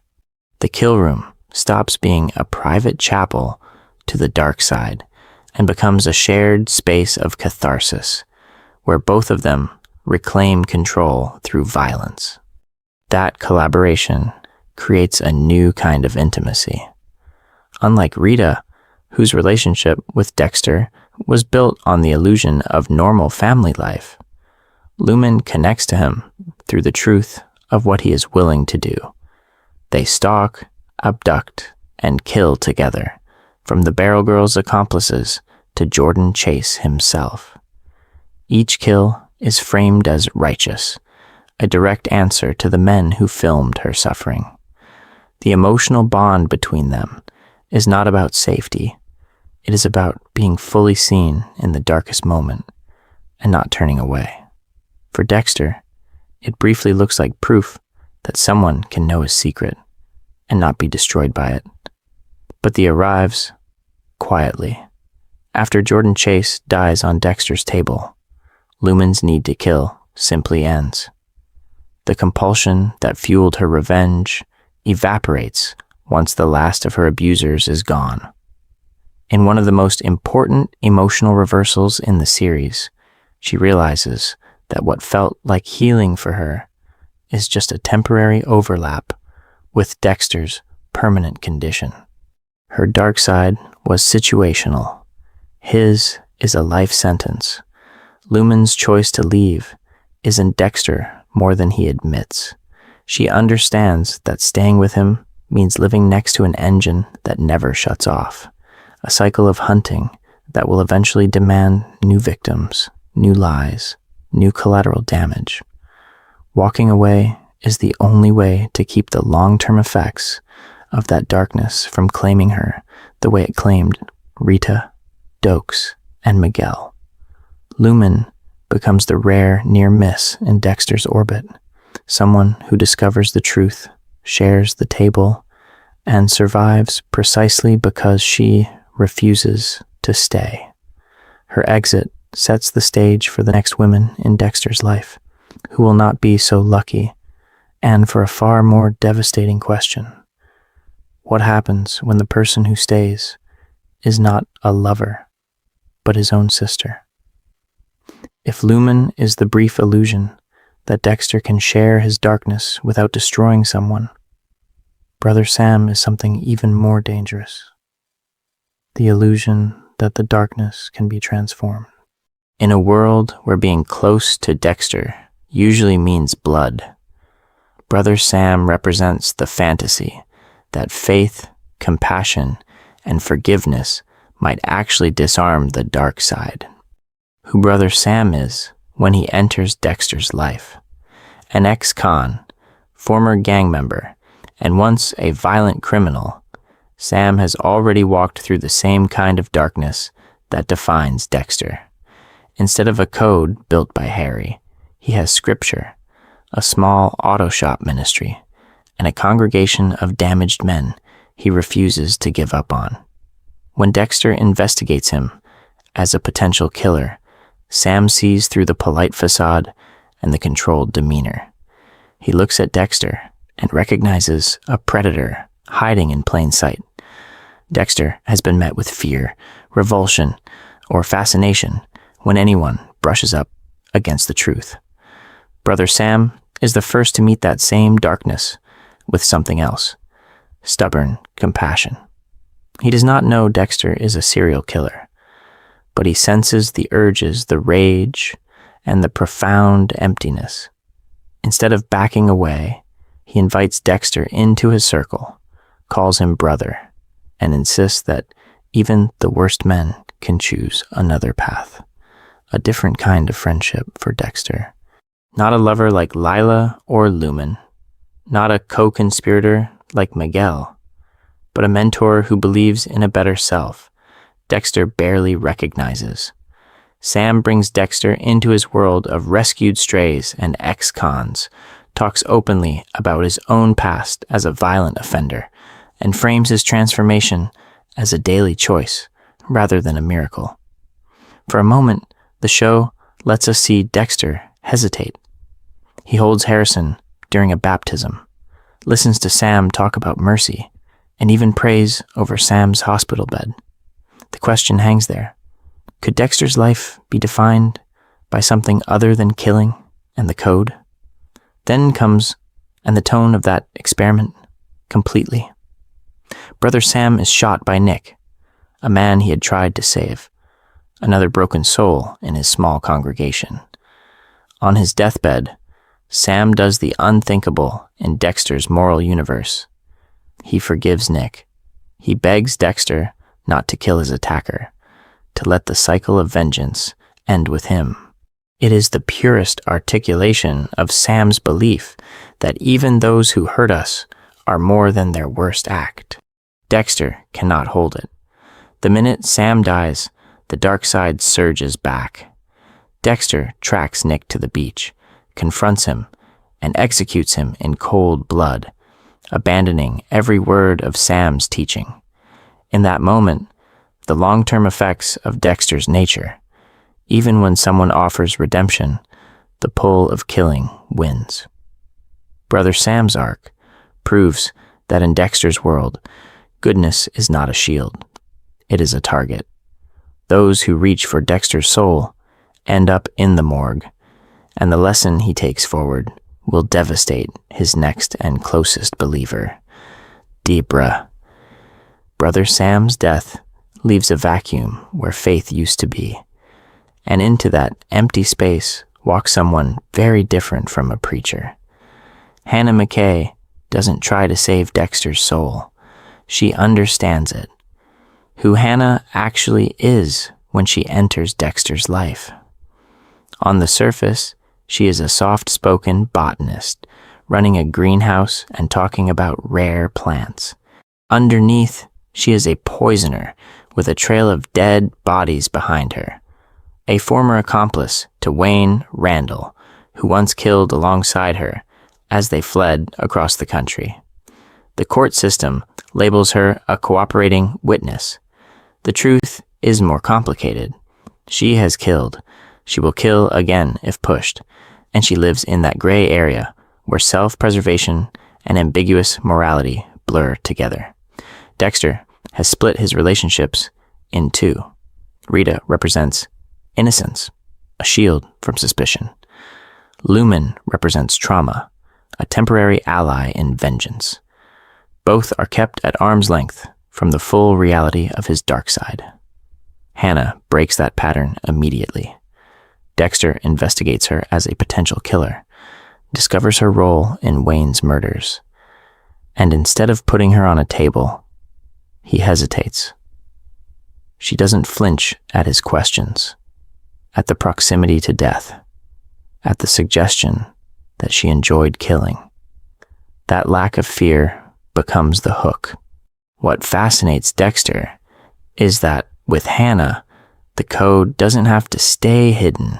He doesn't need to fake normal urges or pretend his victims are an abstract concept. When she admits she poisoned her abusive husband, it is delivered not as a confession begging for forgiveness, but as a practical explanation. The man was a threat, and she removed him. Dexter recognizes the logic. For the first time in a romantic relationship, his instincts are not a shameful secret. They are a shared language, a bond built on mutual recognition of what it means to kill. Scenes of them cooking together, talking about plants and toxins, are domestic on the surface, but chilling underneath. Instead of hiding plastic sheeting, Dexter discusses methods. Instead of asking whether killing is wrong, Hannah asks whether the target deserves it. The relationship feels honest in a way his others never did, precisely because neither is pretending to be better than they are. But that honesty comes with a new kind of danger. Trust and fear sit side by side at their table.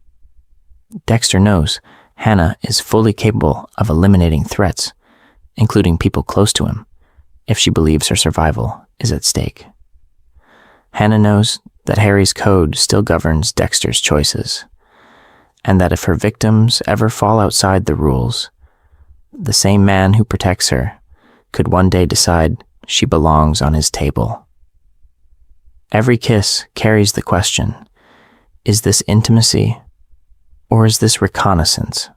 That tension, because it raises the central question of Hannah's entire arc. If anyone can survive being Dexter's lover, is it the woman who understands his darkness best, or does their shared capacity to kill simply raise the stakes for an inevitable betrayal waiting just ahead? That inevitable betrayal arrives the moment Dexter realizes that loving Hannah means accepting that anyone who crosses her might die. The turning point comes after Debra's car crash, and Dexter's calculation about how much danger he can justify in the name of love. When Debra's brakes fail and her car slams into the water, Hannah becomes the prime suspect in Deb's mind, and Dexter's fear quietly aligns with hers. Dexter has justified relationships by folding them into Harry's code. As long as the dark side is controlled and innocents are protected, connection is acceptable. But with Hannah, that logic fractures. Debra is alive but shaken, convinced Hannah tried to kill her. Faced with the possibility that his lover targeted his sister, Dexter makes a brutal choice. He records Hannah's confession, hands her over to the authorities, and testifies against her. He doesn't kill her, but he weaponizes the truth of her past, kills to cage her, treating her like one of his victims without the plastic. Hannah's response proves their bond is as toxic as it is passionate. On the prison transport, she poisons herself and the guard, staging a medical emergency to escape.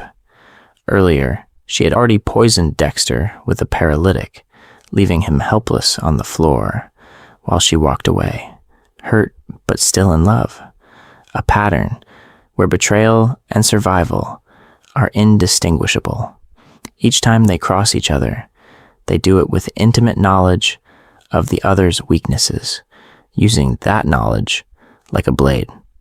When Hannah reappears later in Dexter's life, hiding in plain sight in Miami, the danger spreads. Now, Debra is pulled back in, forced to shelter the woman she hates because Dexter insists Hannah is different, that her urges can be managed.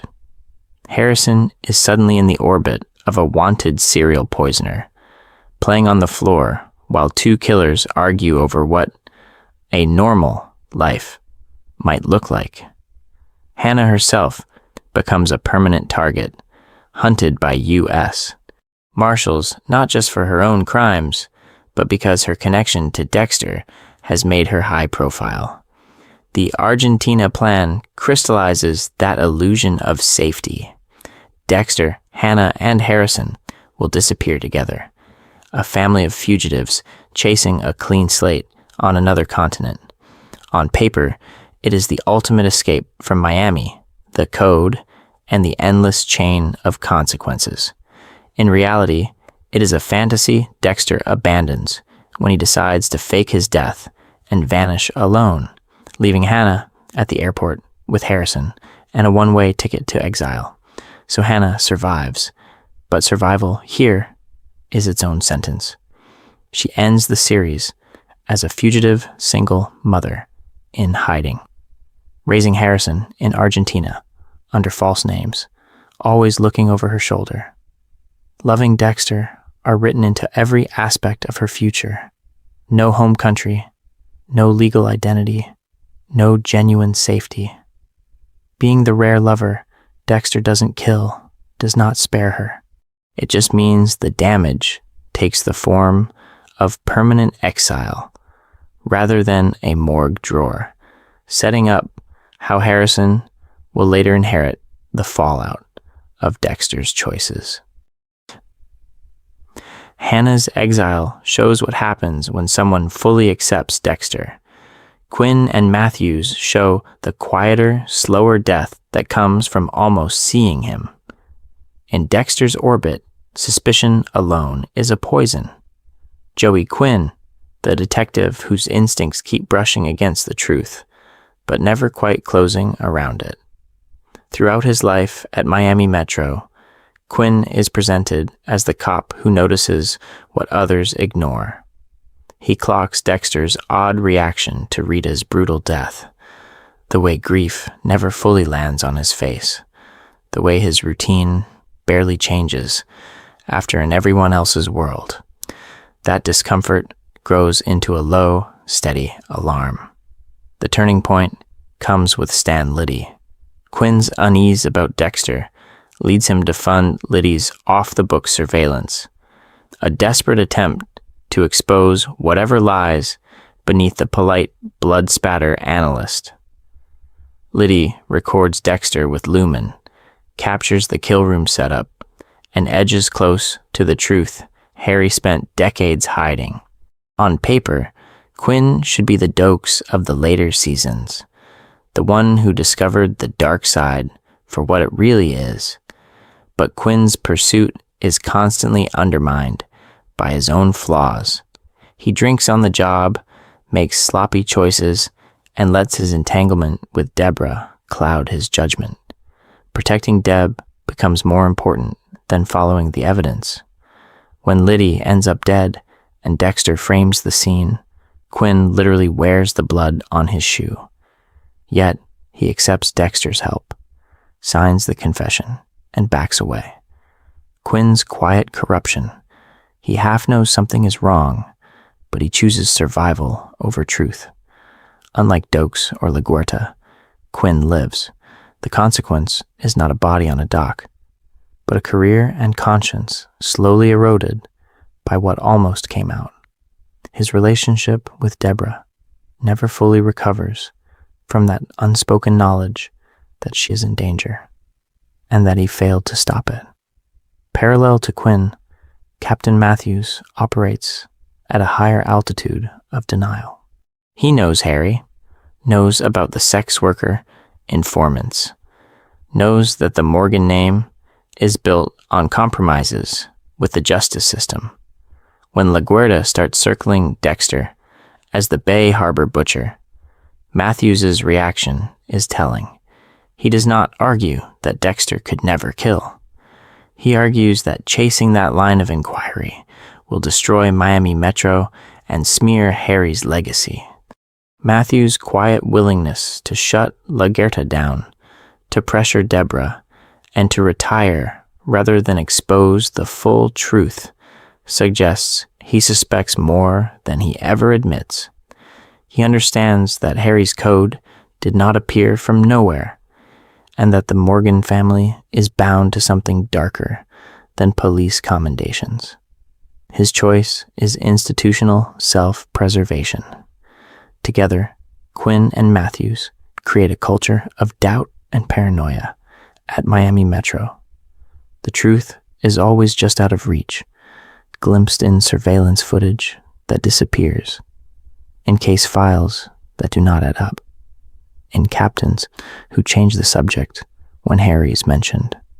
Those who get too close either back off, like Quinn, or get burned, like Lagerta. This half-knowing are devastating. Careers stall, relationships fracture, and self-trust erodes.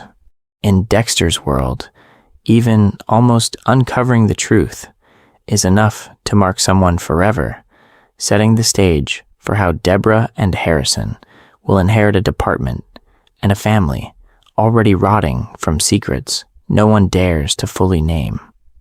Those secrets don't just poison cops and colleagues, they seep into the nursery. In Dexter's world, childhood is not a sanctuary. It is collateral, quietly absorbing the fallout of choices made long before these kids can even spell the word code.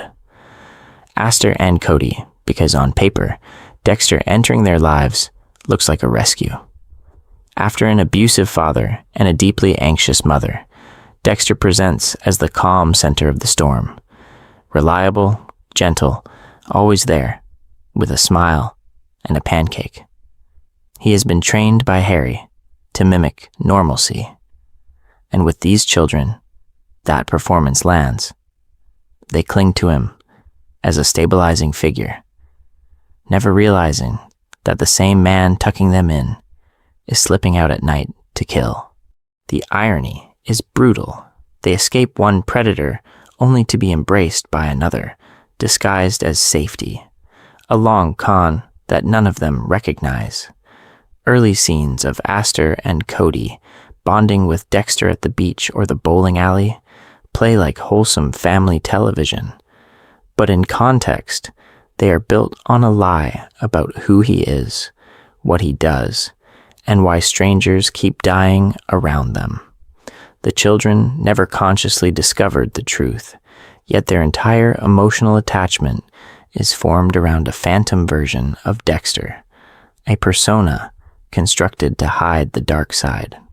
Rita's death isn't everything for these kids. Trinity kills her in the bathtub, leaving baby Harrison crying in blood, replaying Dexter's own origin, almost shot for shot. For Aster and Cody, the loss is shattering, but Dexter's emotional distance turns grieving into guesswork. He cannot explain his role in provoking Trinity, cannot admit that his urge to kill kept him hunting instead of protecting. So the children are left with unanswered questions and displaced rage, especially Aster, who senses betrayal without ever knowing why. That silence are clear. They withdraw, act out, and ultimately have to be removed from Dexter's daily life to survive him. Harrison, however, never gets that distance. He is the child most directly shaped by Dexter's darkness, born into blood, raised around secrets, and repeatedly used as leverage by killers targeting his father. From Trinity's crime scene cradle to Oliver Saxon filming him, to New Blood's Kurt Caldwell literally hanging his jacket on the boy as bait, Harrison becomes a magnet for danger. Every enemy understands the same pressure point. Dexter's love makes Harrison the perfect hostage. How that love is compromised. Scenes where Harrison mimics violent behavior are not random shocks, they are signals. As a toddler, he hits another child with a toy after witnessing aggression. Later, in New Blood, he slashes a bully with a straight razor and fantasizes about killing school shooters. Those moments echo Dexter's own early urges, but without Harry's structured code, the influences are messier. Half-remembered trauma, fragmented lies, and a father who alternates between protectiveness and secrecy. Crime-adjacent moments pile up around Harrison. He is present at Rita's murder scene, at Lumen's vigilante aftermath, at Hannah's fugitive life on the run, and finally at Dexter's own death. Each incident reinforces a single, devastating lesson. Violence is how problems are solved, and the people who claim to love him are the ones dragging him closest to it. Taken together, Astor, Cody, and Harrison show that Dexter does not have to physically harm his loved ones to ruin them. His life choices create a legacy of trauma, abandoned houses, bloody bathtubs, relocation after relocation, and a constant, buzzing anxiety that danger is always one lie away. The children grow up in a narrative where the truth is permanently withheld, and that absence becomes its own kind of wound. The real question becomes not whether they will escape Dexter's influence, but how much of his darkness they will unknowingly carry forward. And as we move into Debra and Harrison's later arcs, that inheritance of damage stops being theoretical and starts looking like destiny. That inheritance of damage raises an uncomfortable possibility. Maybe Dexter is not a curse at all. Maybe he is just another man in a city that eats cops and their families alive. A tragic figure caught in the crossfire of Miami's violence rather than the source of it. After all, Miami in Dexter's world is already lethal before his dark side ever sharpens a knife. Drug wars spill into quiet neighborhoods. Cartels execute witnesses in parking lots. Serial killers like the Ice Truck Killer, Trinity, the Skinner, and Jordan Chase roam free long enough to stack up bodies. Miami Metro is riddled with institutional corruption, backroom deals, and political pressure that lets predators walk. In that environment, detectives, their partners, and their families are always at risk. On the surface, Dexter's circle could just be collateral damage in a place where death is part of the job description. But when the actual chain of events, coincidence, stops looking convincing, Rita does not die because Miami is dangerous in the abstract. She dies because Dexter chooses the hunt over the home. He keeps pursuing Trinity after discovering his identity, plays cat and mouse to satisfy his urges and his ego, and lies about it to protect his secret. That delay gives Trinity time to find Rita, enter Dexter's house, and kill her in the bathtub. The city provides the killer. Dexter's choices deliver the victim. The same pattern holds with Dokes. As a cop, Dokes is already in danger, but what actually kills him is proximity to Dexter's double life. Once Dokes discovers the blood slide box and confronts Dexter, the code demands preservation of the secret at any cost. Dexter cages him in the Everglades instead of confessing or fleeing. Lila then burns the cabin, killing Dokes and framing him as the Bay Harbor Butcher. Miami's violence does not trap Dokes in that cage. Dexter does. A recurring dynamic where those who discover the truth are erased so Dexter can keep killing. LaGuerta's death follows the same brutal logic. Her investigation is not random misfortune. It is a direct response to the Bay Harbor Butcher case and Dexter's lingering forensic fingerprints. Throughout his life at Miami Metro, every cover-up, every manipulated crime scene, every missing body builds the circumstantial wall she finally sees. When she corners Dexter and Debra at the shipping container, the bad luck defense collapses. Debra faces a choice engineered by Dexter's years of deception. Kill LaGuerta, or let Dexter be exposed. She pulls the trigger. In her life forever is not Trinity, not a cartel, not a random drive-by. It is her brother's secret demanding another sacrifice. By the time Debra ends up on that hospital bed in Season 8, the long-term effects of living beside Dexter's darkness are undeniable. PTSD, moral corrosion, career ruin, and finally physical death all trace back to the moment she discovered who he really was. Miami is dangerous, but the statistical anomaly is Dexter himself. Wherever he goes, the body count among friends and lovers spikes. And as the focus shifts to new blood, that anomaly follows him out of Miami, proving the danger was never just the city. If the statistical anomaly is Dexter himself, the operating system behind that anomaly is the so-called dark side. Dexter has described this presence as if it were a separate rider gripping the wheel, an alien force that demands blood while he simply manages the logistics. It is the perfect psychological trick. Externalize the urges, and personal responsibility instantly becomes negotiable. What the dark side actually does for Dexter's conscience. By naming his homicidal urges, he turns them into a character. The dark side wants to kill. Dexter, in his own narrative, wants order, wants the code, wants control. So when friends become collateral damage, the internal story is not Dexter chose this, but Dexter did his best to contain what could have been much worse. That framing quietly shifts him from perpetrator to handler, from primary agent to reluctant custodian of violence. A lifelong pattern where Dexter casts himself as both victim and manager of his darkness.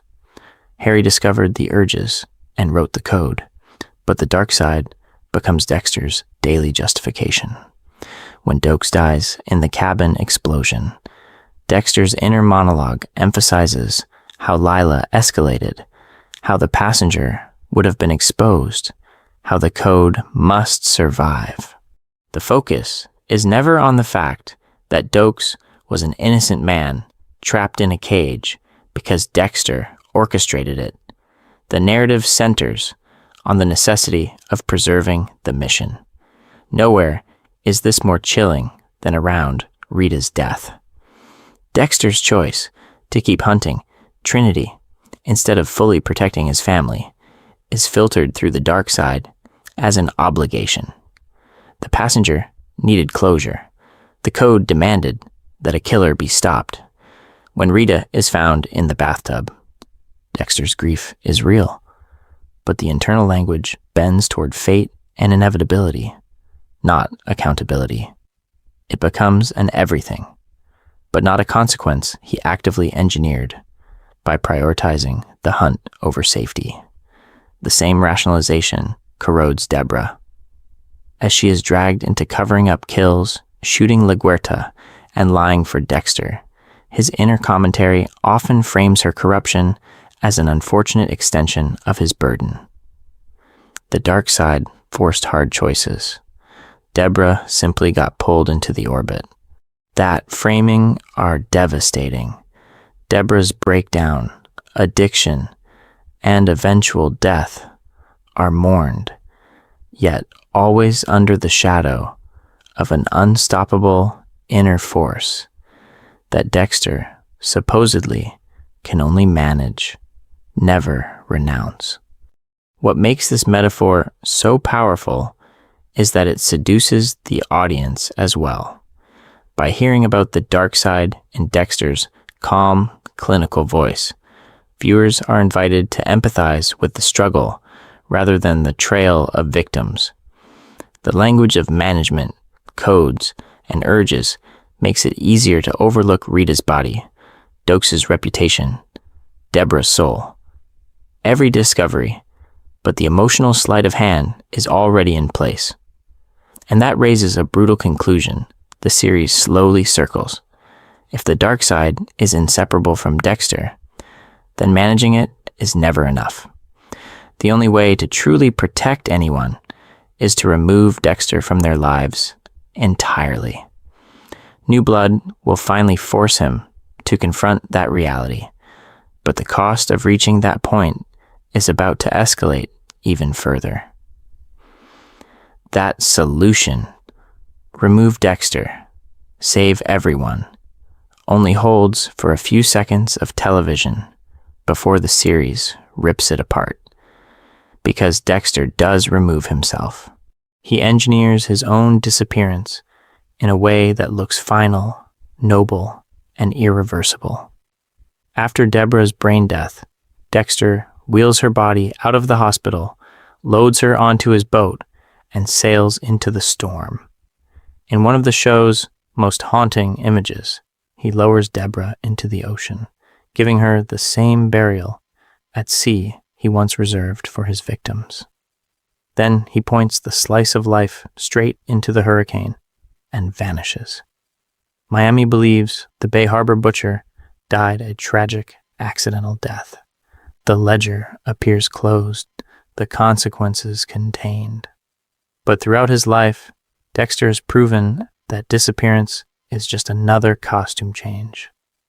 New Blood opens with the revelation that he survived, abandoned Miami, and built a new identity as Jim Lindsay in the tiny, snow-locked town of Iron Lake, New York. No more palm trees, no more blood spatter lab, no more visible connection to Harry's old world. On the surface, this would be the start of a quieter life, one where the code is dormant and the dark side is supposedly chained. The problem is that geography does not rewrite psychology.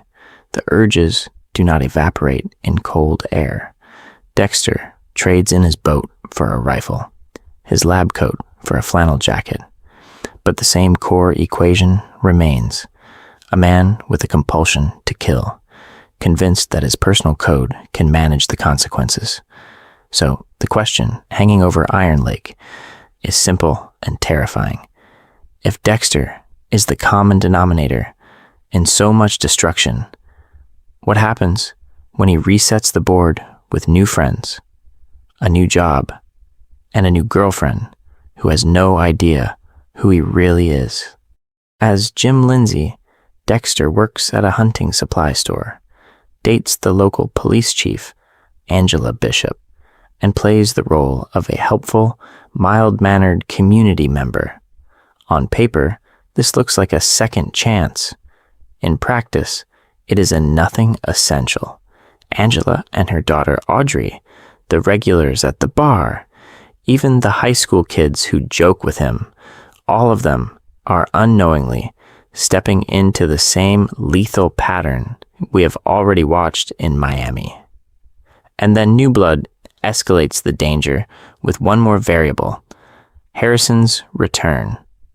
The son Dexter abandoned after Rita's murder re-enters his life, carrying his own trauma, his own urges, and his own questions about the truth.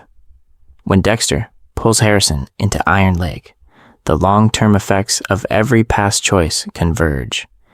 The dark side is not just crossing state lines, it is becoming multi-generational. As we move into Iron Lake, we are going to dive deep into how Angela, Harrison, and the rest of the small town circle gradually discover, suspect, or collide with Dexter's reality.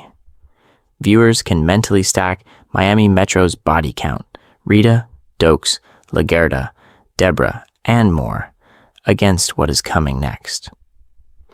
The setting has changed from humid alleys to frozen forests, but the pattern has not. Wherever Dexter builds a life, a graveyard eventually forms around it.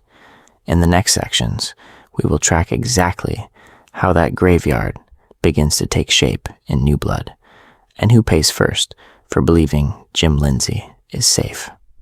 Iron Lake looks peaceful on the surface, but for Dexter Morgan, peace is always just a holding pattern before the next disaster. Under the name Jim Lindsay, he builds another life that feels quiet, harmless, even wholesome. Yet, every element of that new routine is already setting up the next wave of victims. Dexter's daily ritual in New Blood. He works at a small fish and game store, selling rifles, ammunition, and outdoor gear to hunters who have no idea they're being helped by a far more efficient predator. He runs in the snow, keeps his cabin spotless, and repeats a mantra of control. No kill room, no plastic, no knife. A strict no-kill rule designed to keep the dark side sedated, as if abstinence alone could erase decades of urges shaped by Harry's code. Dexter has used routine as camouflage, and Iron Lake is no exception. He dates Angela Bishop, the town's police chief, presenting himself as a gentle, slightly awkward boyfriend who brings her breakfast, helps with her daughter, and remembers local traditions. Angela is smart, principled, and dedicated to justice. She runs a tiny department, but approaches each missing person case like it matters. The tragedy is that she trusts Jim Lindsay completely, never suspecting that she's sharing a bed with one of America's most prolific serial killers. Dexter leans into being a model citizen. He attends community events, dances at the Christmas party, jokes with coworkers at the store, and volunteers for local traditions like the White Stag Hunt. This is his suburban camouflage, with Rita replayed on a smaller, snow-covered stage. The message he sells to Iron Lake is simple. Jim Lindsay is safe, dependable, a man who has left his old life behind. But the audience already knows what the residents do not. This would be the start of the same lethal pattern, just compressed into a tighter circle. The facade begins to crack with two key triggers. First, Harrison arrives, a living reminder of Miami, Trinity, and every consequence Dexter tried to run from. The fantasy of a harmless life collides with the reality of a son who may have inherited the same urges. Second, a local predator, Kurt Caldwell, is discovered to be hunting vulnerable young women for sport. Dexter's no-kill rule shatters under the combined pressure of paternal fear and moral outrage. Killing returns as a choice, rationalized as protection. But it is still a kill that reawakens the dark side and restarts the cycle. Iron Lake's smaller scale does not reduce the danger, it concentrates it. In Miami, victims, colleagues, and suspects could disappear into a massive city. Here, everyone is interconnected. The police chief is his partner. Her daughter is in his home. The town's most powerful man is the new target. When Dexter breaks his abstinence, the shockwaves cannot help but hit the very people who believe in Jim Lindsay the most. In the next section, how Angela's investigation and Harrison's suspicions begin to peel back that illusion, and what happens when a tight-knit community discovers a killer in its center. Angela's investigation may be tightening around Jim Lindsay, but the most dangerous piece of evidence arrives on Dexter's doorstep with a backpack and a scar. Harrison's unexpected appearance in Iron Lake is in the trajectory of Dexter's carefully managed exile, because it isn't just a reunion. It is the return of the one person whose entire life has been shaped by Dexter's lies. Harrison's entrance. He shows up after a decade of abandonment, having been told his father died in a tragic boating accident, carrying years of anger, foster homes, and unanswered questions. Harrison has been haunted by a crime scene he cannot fully remember. Blood, a bathtub, his mother's body. When he tracks down Jim Lindsay, he has essentially discovered that the story of Dexter's death was a cover, and that his father chose disappearance over parenthood. The reunion is framed as a miracle for the town, but for Harrison, it is a confrontation with the truth that his entire childhood was built on a lie. Dexter's reaction is a collision of joy, terror, and guilt. On one level, he is overwhelmed that Harrison survived his absence and still wants any connection at all. On another, his new identity as Jim Lindsay is suddenly at risk because a son who knows the name Dexter Morgan is a walking contradiction. More importantly, Harrison's presence forces Dexter to face the long-term effects of his choices: Rita's murder, Debra's collapse, and the decision to abandon Harrison to protect him from the dark side. The son standing in front of him is living proof that the protection failed. Very quickly, the show starts to suggest that Harrison has inherited more than trauma. There is the school incident where he slices Ethan's leg with a razor after luring him into a vulnerable position, then stages the scene to look like self-defense. There is his fascination with Angela's case files, his calmness around blood, and a simmering rage toward bullies and hypocrites. These are not random outbursts. They mirror Dexter's own early urges to kill and his comfort at crime scenes. The stakes are no longer just whether Harrison will discover his father's secret, but whether he shares the same darkness that made that secret necessary. In response, Dexter falls back on the only parenting model he knows: Harry. He starts shadowing Harrison's behavior, checking for signs of homicidal urges, and debating whether to explain the code as a framework that once kept him from becoming a monster without rules. Yet every attempt to bond through shared pain risks repeating Harry's original sin, treating murder as a problem to be managed rather than confronted. A distorted mentorship where Dexter is torn between passing on the code and finally breaking the cycle that destroyed everyone else close to him. Harrison's arc becomes the purest test of our thesis. If being Dexter's friend is lethal, what does it mean to be his son, bound by blood, memory, and abandonment? As Harrison edges closer to the truth about Dexter's past victims and the Bay Harbor butcher, the question shifts from whether he will be hurt by Dexter's life to whether he will be claimed by it, and in the next section, how that claim begins to tighten. If Harrison represents the bloodline that might inherit Dexter's darkness, Angela Bishop represents the law closing in around it. In Iron Lake, being close to Dexter is not just emotionally dangerous. It becomes, and the entire trajectory of the Bay Harbor butcher legend. Angela enters the story as the opposite of Miami's chaos. She is Iron Lake's police chief, a single mom, and a steady community leader who has built a quiet, functional life. Jim Lindsay appears to fit perfectly into that world. He is calm, reliable, great with her daughter, and seemingly free of the lies and trauma that haunt so many of Dexter's past relationships. On the surface, she has finally found a partner who will not pull her into a spiral of victims and violence. But throughout his life, Dexter's cover identities always fracture under pressure, and Iron Lake is no exception. Angela's investigative instincts are triggered by small inconsistencies: a slip about Miami, a reaction that does not match his story, a past that feels too clean.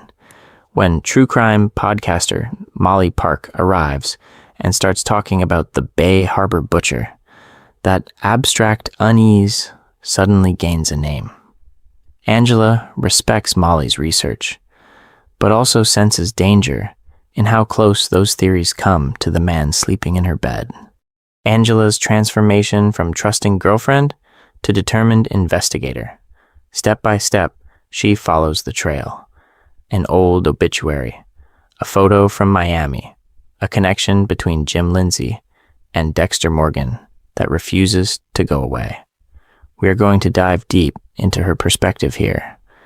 Every new piece of evidence is not just a clue about a killer, it is a crack in the image of the partner she believed in. When she finally confirms that Jim's fingerprints match Dexter's, the truth is undeniable. She has discovered that the reassuring man in her small town cabin is the legendary serial killer who once terrorized Miami. Angela's moral crisis is brutal. She cares about Dexter, has shared her home and her child with him, and has seen him show tenderness and restraint. At the same time, she is sworn to uphold the law and protect victims, not rationalize a killer because of a personal bond. Unlike Debra, Angela never grew up inside Harry's code. There is no long-term grooming to accept a dark side as necessary. Her choice is starker: loyalty to a man she loves, or loyalty to the badge that defines her life. In the end, Angela does what so many others around Dexter could not. She acts. She confronts him, arrests him, and names him for what he is: the Bay Harbor Butcher. That arrest is not just a plot twist. It is the first time a law enforcement partner fully sees Dexter and refuses to be compromised. It also places her directly in the blast radius of his final desperate choices, setting the stage for the fatal collision between Dexter's past and his last attempt at escape in the next section. Angela's decision to arrest Dexter as the Bay Harbor Butcher places her in direct opposition to his secret life. But in Iron Lake, not everyone who gets close to that truth carries a badge. Some carry a microphone. Molly Park is the most modern example of how being in Dexter's orbit can turn curiosity into a death sentence. Who Molly is when she arrives in Iron Lake. She is not a local, not a friend, not family. She is a successful true crime podcaster whose brand is built on exposing predators, revisiting cold cases, and turning patterns of violence into narrative. Dexter has survived by staying ahead of law enforcement. Molly represents a different threat, a media-savvy outsider whose audience is millions, not a jury of 12. Molly's interest begins with the Iron Lake disappearances, especially the missing girls tied to Kurt Caldwell. However, her research quickly intersects with Dexter's past. She has already covered the Bay Harbor Butcher on her show, dug into the Miami Metro files, and discovered inconsistencies in the official story that framed Dokes. When she meets Jim Lindsay, the retired Miami cop in a nowhere town, the narrative threads start to line up in ways Dexter cannot fully control. This is where Molly becomes dangerous. She is one of the few outsiders actively looking for patterns that connect Miami and Iron Lake, the Bay Harbor Butcher, and these new disappearances. Her investigative skills, her access to digital records, and her instinct for narrative make her a genuine threat to Dexter's cover. She does not know the truth yet, but she is moving toward it with every interview, every recording, every offhand question about his past. The hotel scene crystallizes just how lethal that curiosity can become. Dexter lures Molly to a private room under the pretense of protection, while Kurt stalks her separately. Inside, Dexter quietly prepares for a kill, blocking exits, checking his tools, letting the dark side surface as he weighs whether to eliminate her before she exposes him. The conversation on screen looks like tense but friendly banter. Underneath, it is a life or death calculation driven by Harry's code and Dexter's need to never be discovered. In a single scene, a potential ally becomes a potential victim. Molly survives that encounter, but not Dexter's world. Kurt ultimately abducts her, and her eventual disappearance is implied through his trophy room. where her body is displayed like his other victims. Dexter does not kill her, yet his presence in Iron Lake, his history as the Bay Harbor butcher, and the gravitational pull of his secrets draw her into Kurt's crosshairs. Once again, a curious outsider dies in the blast radius of Dexter's double life. Molly's fate underlines a crucial escalation. In earlier seasons, friends, colleagues, and lovers paid the price. In New Blood, even parasocial relationships, fans, podcasters, investigators who only know the legend, can become fatal if they get too close to the truth. And Molly is not the last person whose fascination with Dexter's darkness will end in a body bag, as the next relationship shows in an even more intimate way. If Molly shows how a distant fascination with Dexter's legend can end in a kill room, Kurt Caldwell proves that a true peer can sense the predator behind the polite mask. In Iron Lake, being Dexter's neighbor is dangerous. Being his rival hunter is catastrophic. Who Kurt is before Dexter's arrival destabilizes everything. On the surface, Kurt is the town's benevolent patriarch, successful truck stop owner, de facto employer of last resort, the man who pays for search parties and comforts grieving parents. Underneath that civic halo, he is a long-running serial killer who preys on vulnerable young women, especially runaways. For years, Kurt has refined a ritual of manipulation, captivity, and execution in his underground bunker, operating just out of sight of a community that trusts him completely. Dexter has relied on that same gap between appearance and reality. So, when Jim Lindsay and Kurt first interact, there is an immediate tension. The smiles are there. The small town pleasantries are there. But both men are watching each other with a predator's eye. Kurt lies about his supposedly dead son, Matt, being alive.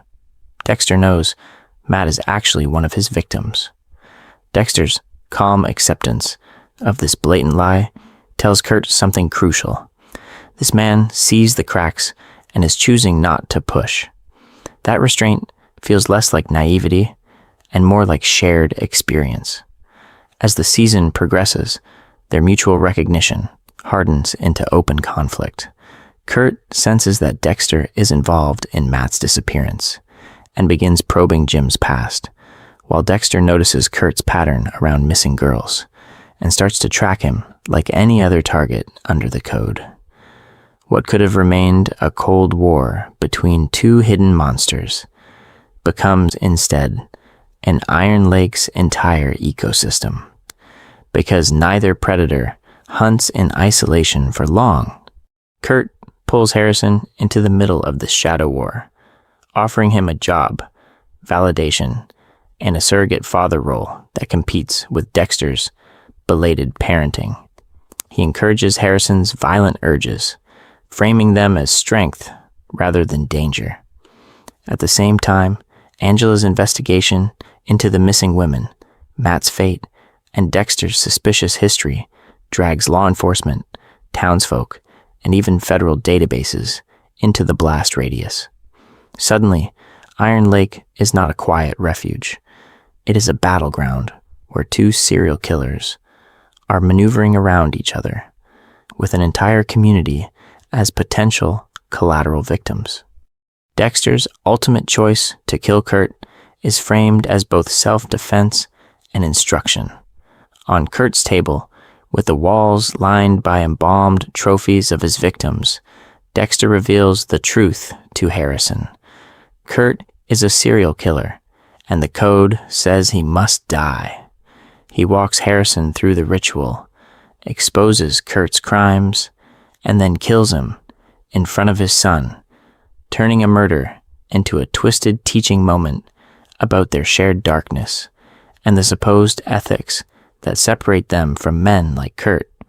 Objectively, Kurt is monstrous, yet his presence exposes a deeper pattern that runs throughout Dexter's life. Iron Lake already had a secret killer operating undisturbed for decades. Dexter's arrival does not cleanse that evil. It escalates it. The hidden balance collapses, the violence becomes overt, and everyone around them is pulled toward the abyss. This collision will land hardest on Harrison, whose next choices take the death sentence of loving Dexter to its most personal extreme. If Iron Lake exposed the town's hidden rot, Harrison exposed Dexter's. Dexter believed the code could turn his killing urges into a twisted form of justice.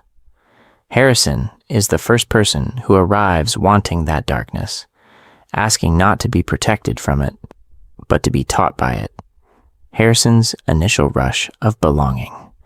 For a kid who has felt broken and violent for years, Dexter's confession that there is a code, a dark side, and a way to aim those urges at bad people lands like salvation. Instead of being a monster without purpose, Harrison sees a path to becoming a hero with rules. Dexter steps into the role Harry once played, explaining plastic, knives, and ritual as if he is passing down a family trade. In that moment, Harrison is not afraid of Dexter. He is relieved. A short, intense apprenticeship built on half-truths. But the cracks appear almost immediately. Harrison learns pieces of Rita's death, how Trinity murdered her in the bathtub while baby Harrison cried in her blood. Dexter frames it as tragic collateral from a villain he failed to stop in time. What he does not share is the full truth, that his own obsession with the hunt put Rita in Trinity's path. When Harrison notices Dexter's flat affect, the lack of visible remorse, the story that was supposed to justify their bond begins to feel hollow. The killing of Kurt isn't everything for Harrison. On the table, wrapped in plastic, Harrison watches Dexter stab a man who, yes, is a killer, but also a father. He hears Dexter calmly narrate the ritual, the slide, the dismemberment. Any illusion that this is just about saving innocent victims evaporates in the sound of the saw. Harrison sees pleasure mixed with purpose. The code suddenly looks like a costume thrown over something much older and more hungry. Angela's investigation finishes what Kurt's kill room started. When she confronts Dexter as the Bay Harbor butcher, laying out the butchered boat captains, the blood slides, and the bodies dumped at sea, Harrison is forced to compare two stories, Dexter's vigilante myth and the documented truth of a serial killer whose heroism left a graveyard. Harry's code become impossible to ignore. The pattern is not isolated, it is systemic. In that emotional climax, Harrison mentally lines up the dead. Rita, Debra, LaGuardia, Dokes, Lundy. Everywhere Dexter goes, people die, either because they discover him, love him, or simply stand too close to the blast radius of his double life. To stay with Dexter means accepting that more innocent blood will be spilled to protect the secret and feed the dark side. So, Harrison reaches his breaking point and faces a final, unbearable choice. If being Dexter's friend, son, and student is a death sentence for everyone else, what responsibility does he have to stop the cycle before it claims another Rita or another Debra? In the next section, how Harrison answers that question with the most extreme act of mercy and judgment he can imagine. Harrison answers that question in the snow, with a rifle pointed at the only parent he has left. In this final confrontation in the woods, Dexter is no longer the careful predator managing his image and his urges. He is wounded, exposed, and for the first time, completely out of justifications. The moment that makes this showdown inevitable. To escape Iron Lake, Dexter kills Logan, an innocent cop who has done nothing but help Harrison and protect the town. Dexter has insisted that the code keeps innocents safe, that the dark side only hunts true monsters. But Logan's death is the crack that becomes a shatter. Harrison sees the body, hears Dexter try to fold it into survival, and realizes the truth. The code is not a moral framework anymore. It is a costume Dexter puts on over pure self-preservation. Harrison's complete rejection of Harry's code as anything noble. If Logan, who coached Harrison's wrestling, who checked on him at school, can become collateral damage, then the line between victims and bystanders has disappeared. Harrison connects Logan to Rita, to Debra, to everyone whose life was shortened because Dexter needed to kill and needed to stay hidden. Dexter's double life finally crystallized for him in one horrifying equation. Wherever Dexter goes, innocent people die. In the woods, Dexter tries one last time to narrate his way out. He talks about Kurt, about protecting Harrison, about the necessity of what he does. But Harrison throws Logan back in his face, and that argument strips Dexter down to the core. For once, Dexter listens. He looks at his son, at the gun, at the trail of bodies that began with Harry's choice to channel rather than cure his urges. And he understands that Harrison is right. He is the common denominator, the gravitational center, pulling everyone he loves toward a morgue slab. That realization turns what happens next into a twisted act of love. Dexter does not lunge. He does not run. He guides Harrison's hand to the right spot on his chest and tells him where to shoot, accepting that his own death might be the first truly protective act he has ever offered. In that instant, the code is replaced by a different rule. The only way to save his friends, his son, and anyone who might care about him in the future is to end his life. For Harrison, pulling the trigger is not triumph.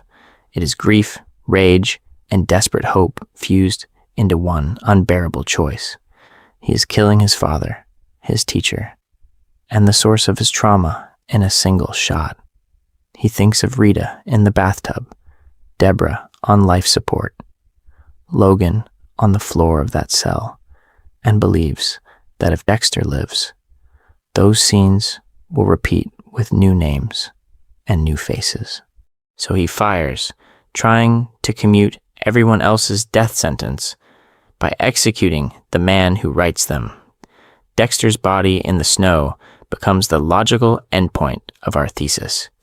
If being Dexter's friend is a death sentence, then the only way to stop the executions is to remove the executioner. But even as the rifle echoes and Dexter's life ends, one question hangs over the blood on the snow. Does killing Dexter actually free Harrison from the dark side's legacy, or does it seal it inside him forever? Harrison's bullet might stop Dexter's heart, but it does not erase the past. As the snow settles and sirens remain distant, the series shifts from the spectacle of a serial killer's death to the quieter, heavier question of what it means to drive away from that body and keep living.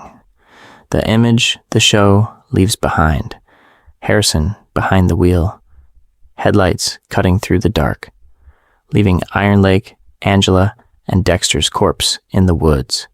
He carries almost nothing in the car. No family photos, no trophies, no weapon. Just Dexter's letter and the invisible cargo of every lie, abandonment, and violent act that has already marked his life. Harrison has been passed between caregivers, left behind in Argentina, and finally pulled back into Dexter's orbit, only to be the one who has to pull the trigger. Killing a parent is in more than a single night. It rewrites identity. Psychologically, Harrison has done something that most people only encounter in nightmares or cautionary tales. He has become the executioner of his own father. The show makes it clear that Dexter deserves it, but moral justification does not cancel emotional impact. That act can either break the cycle of the dark side by proving that the code is not stronger than empathy, or it can entrench Harrison's own urges by linking relief, clarity, and even love to the moment he kills. This is where the ambiguity becomes the point. On one hand, Harrison stops Dexter when no one else could, refusing to let more victims pile up under the code. That choice suggests a future where he becomes a better man, precisely because he rejected the rationalizations that trapped Harry, Debra, and others. On the other hand, he drives away without a support system, without a therapist, without anyone who truly understands what he has discovered about himself and his father. The structure that once channeled Dexter's urges is gone. If Harrison feels similar impulses, there is no code, no Harry, no dark side metaphor to contain them. The series does not show Harrison hunting, planning, or smiling with secret satisfaction. Instead, it shows a boy alone on the road. This absence is its own answer.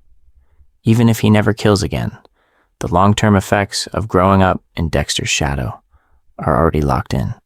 He has seen what happens when the law fails. He has watched a parent justify murder. He has learned that the quickest way to end danger might be to put a bullet in the source. Harrison's uncertain fate ties directly into the theme of moral contagion that has followed Dexter through Miami and beyond. Friends, lovers, and colleagues either died, were corrupted, or were forced to flee. Now the question becomes, can anyone, especially a son who pulled the trigger, truly escape unscarred from being that close to Dexter Morgan? Or has the final victim simply driven off-screen, carrying the legacy with him? If Dexter Morgan likes someone, the odds quietly turn against that person's survival. Every deep connection becomes a potential crime scene, a future chalk outline, or at best, a lingering psychological scar. The most undeniable category, the dead. Rita is the clearest example of an indirect victim of Dexter's secret. Trinity does the killing, but Dexter's choice to keep hunting, to keep lying, leaves Rita unprotected. Her body in the bathtub is not just a plot twist. It is the entire moral frame of the series, proving that the code cannot firewall his family from his urges. Sergeant Dokes dies in an explosion, technically at Lila's hands, but only because Dexter has already trapped him in that cabin as the Bay Harbor butcher closes in. LaGuerta is executed by Debra. Yet, the bullet is fired inside a situation Dexter engineered, with a kill room ready and a body on the floor. Debra herself is shot in the line of duty, chasing a killer Dexter provoked, then effectively euthanized by her brother. The ventilator is switched off so he can dump her into the ocean alongside his other victims. Then there are the direct kills. Brian, the biological brother who discovered Dexter's truth and wanted to embrace the dark side without a code, ends up on Dexter's table.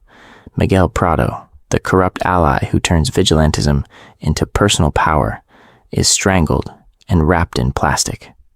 Lila, who kills Dokes and kidnaps Rita's children, is hunted down and burned. Brother Sam, a rare moral anchor, is murdered by one of his own flock after Dexter's involvement draws chaos into his orbit. Even those not killed by Dexter's hand, like Lundy, die because Dexter's world is a magnet for predators. Lundy is taken out by the Trinity subplot, but he is only in Miami, only near Debra, because the Bay Harbor butcher case and its aftermath keep pulling everyone back toward Dexter's gravitational center. Beyond the morgue slab, the collateral damage is just as stark. Hannah survives, but is driven into exile, raising Harrison on the run, after Angela discovers the truth in Iron Lake. Lumen escapes alive, yet leaves Miami haunted. Her brief partnership with Dexter, a chapter she can never fully integrate into a normal life. Batista and Masuka continue working under false narratives, believing Dokes and then others were the real monsters. Their entire careers bent around lies Dexter created. Angela is left with trauma and doubt, having uncovered the truth only to watch Dexter die at Harrison's hands.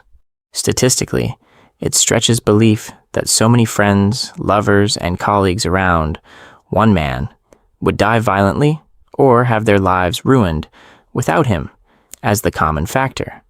When the pattern is brutal.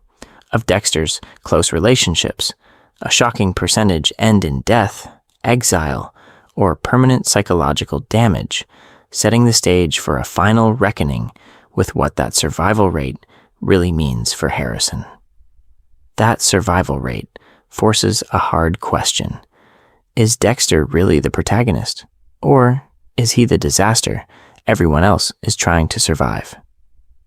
The show invites admiration for Dexter as a charismatic anti-hero, a meticulous technician of Harry's code who only kills the guilty and keeps the dark side leashed.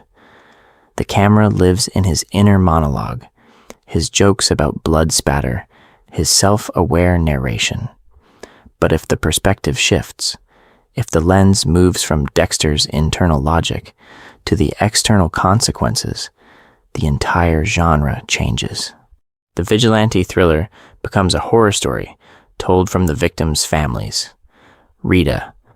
From Dexter's angle, she is cover, comfort, and a test of whether he can simulate normal life.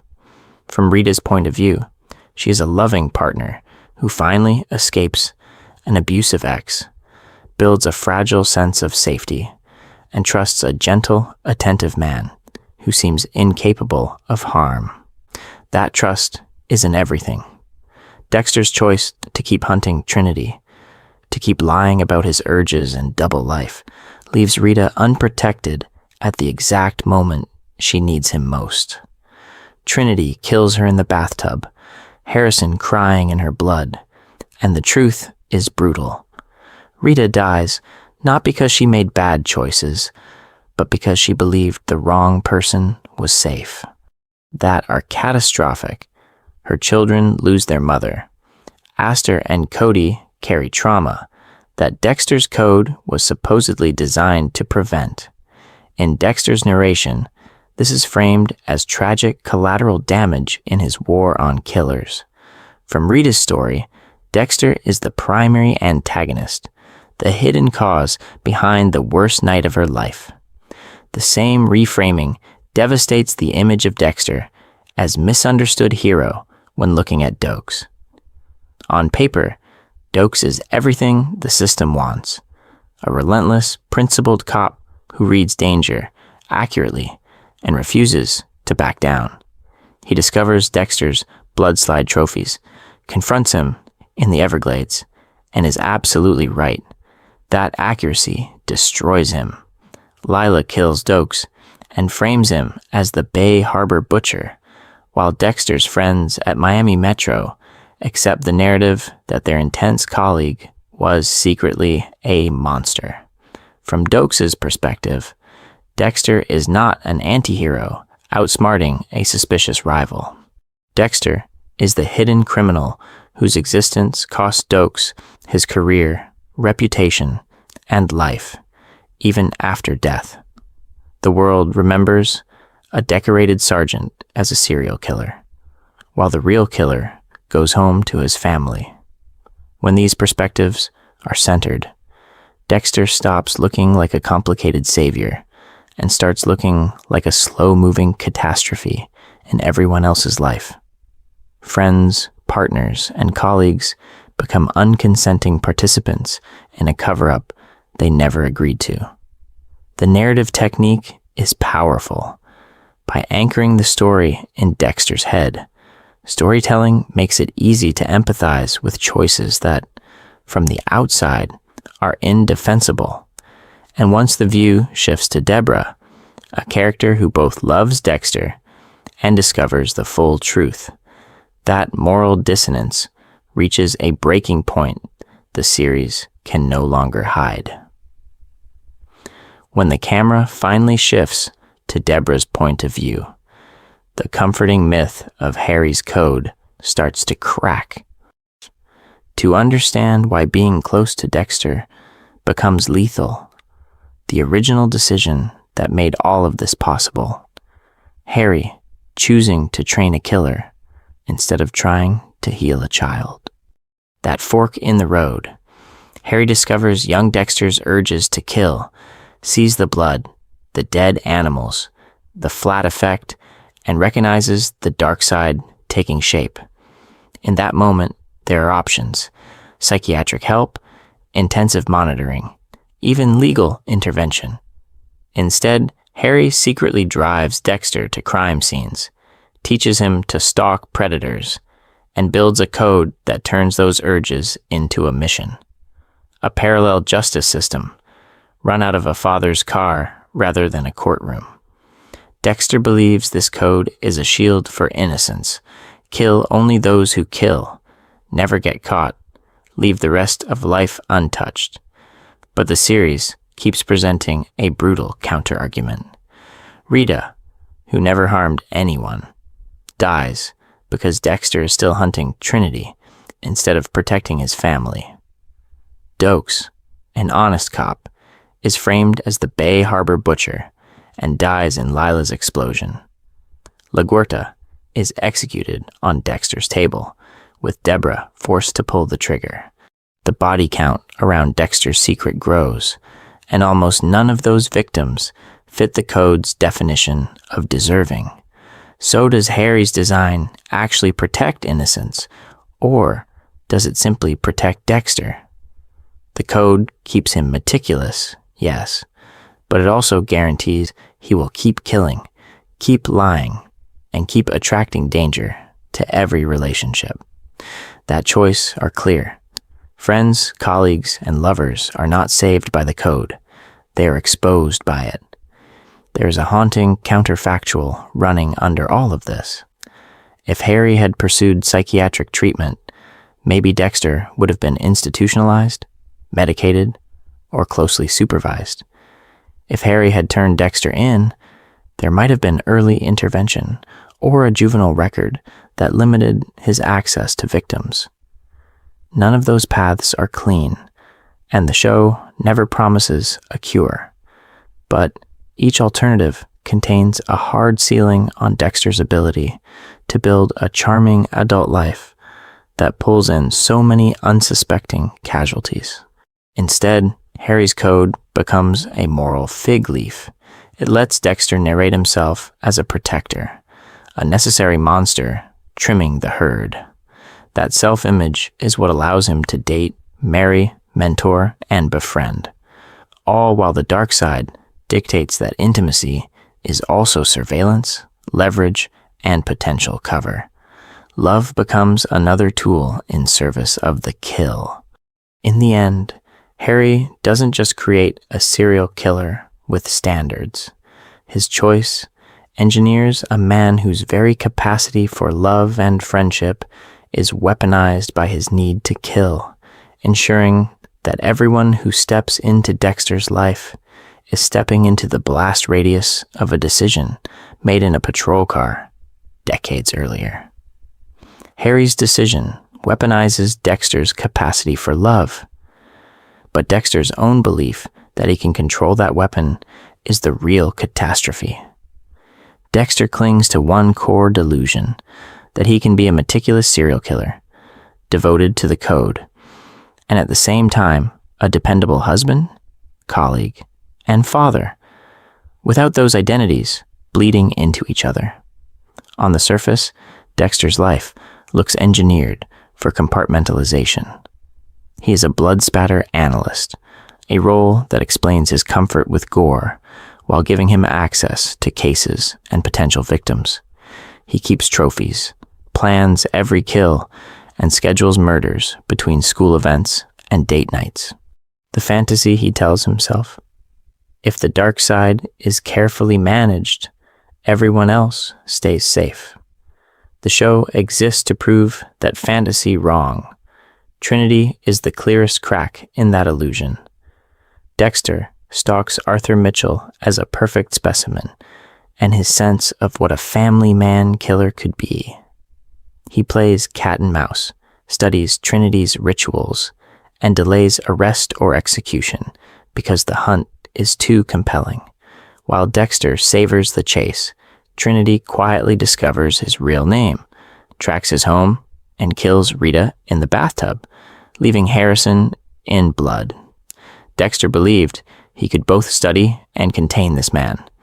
The consequences are a murdered wife and a traumatized child. The pattern begins much earlier with Lila.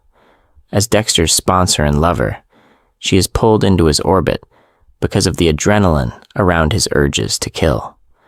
When she realizes he is slipping away, she targets what he claims to value most: Rita's children.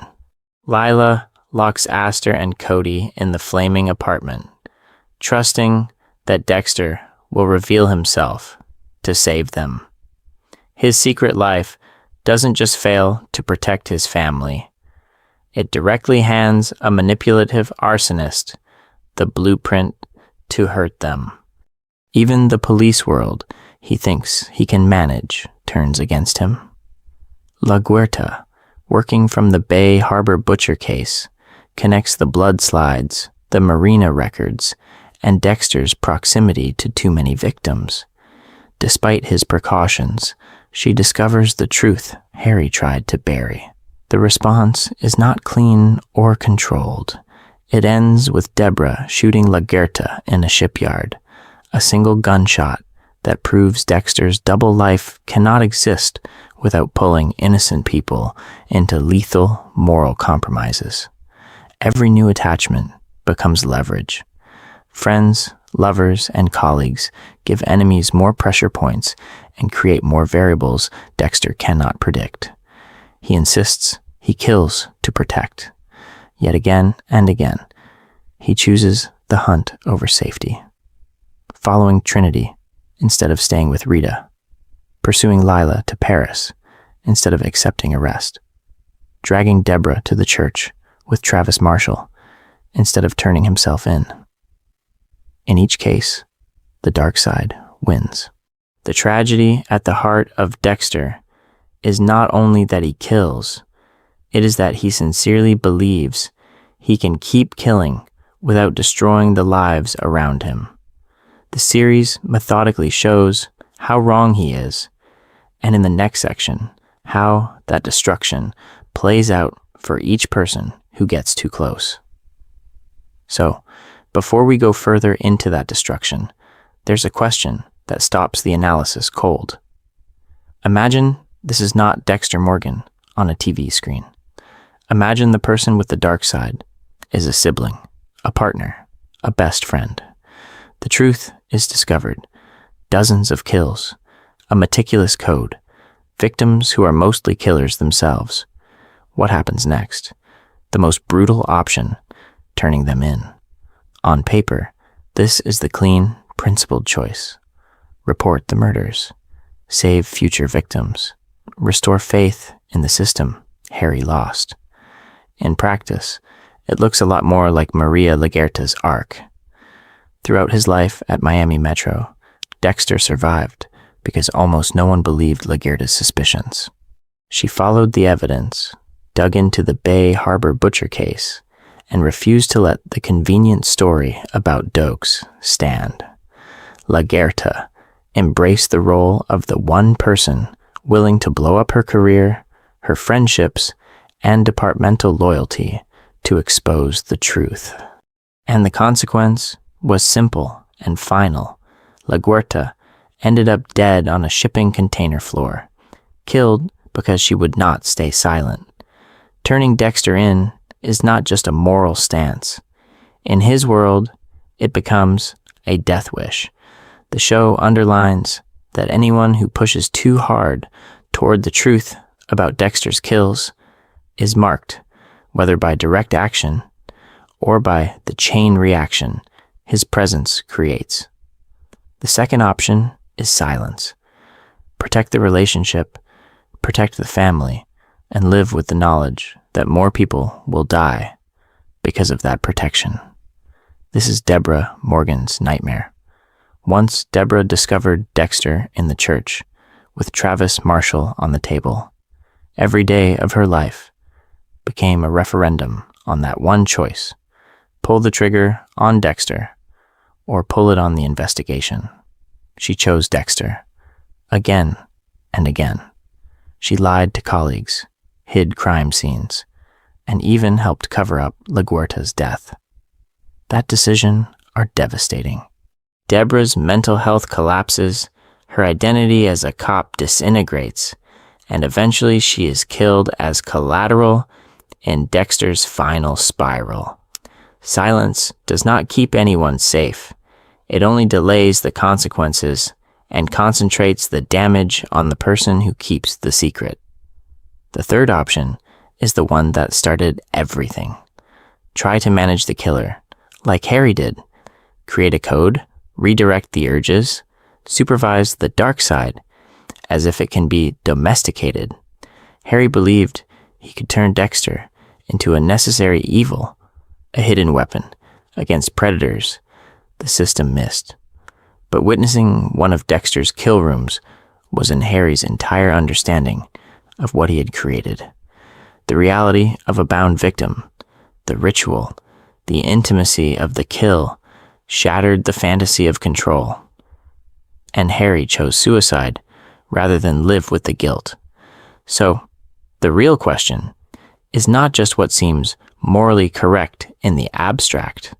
Under that level of emotional pressure, with love, loyalty, and shared history on the line, what would actually happen? Would there be a Lagerta-style crusade? A Debra-style collapse into complicity? Or a Harry-style attempt at control that breaks the person trying to hold the line? In the comments, this becomes more than a thought experiment. It becomes a mirror. Responses reveal whether the priority is justice, family, or denial, and that tension is exactly what Dexter's relationships expose. In the next section, how those choices play out, character by character, and how being close to Dexter turns every act of love into a potential death sentence. When we pull back from the individual reactions and moral debates, a brutal pattern comes into focus. In Dexter's universe, being close to him is not just dangerous, it is almost statistically fatal. Anyone who crosses the invisible boundary into his inner circle ends up dead, framed, corrupted, or permanently damaged. The most obvious category, the innocent victims of proximity. Rita is the purest example. Dexter marries her to appear normal, to build a family that might tame his urges. But his double life literally leaves the back door open for Trinity.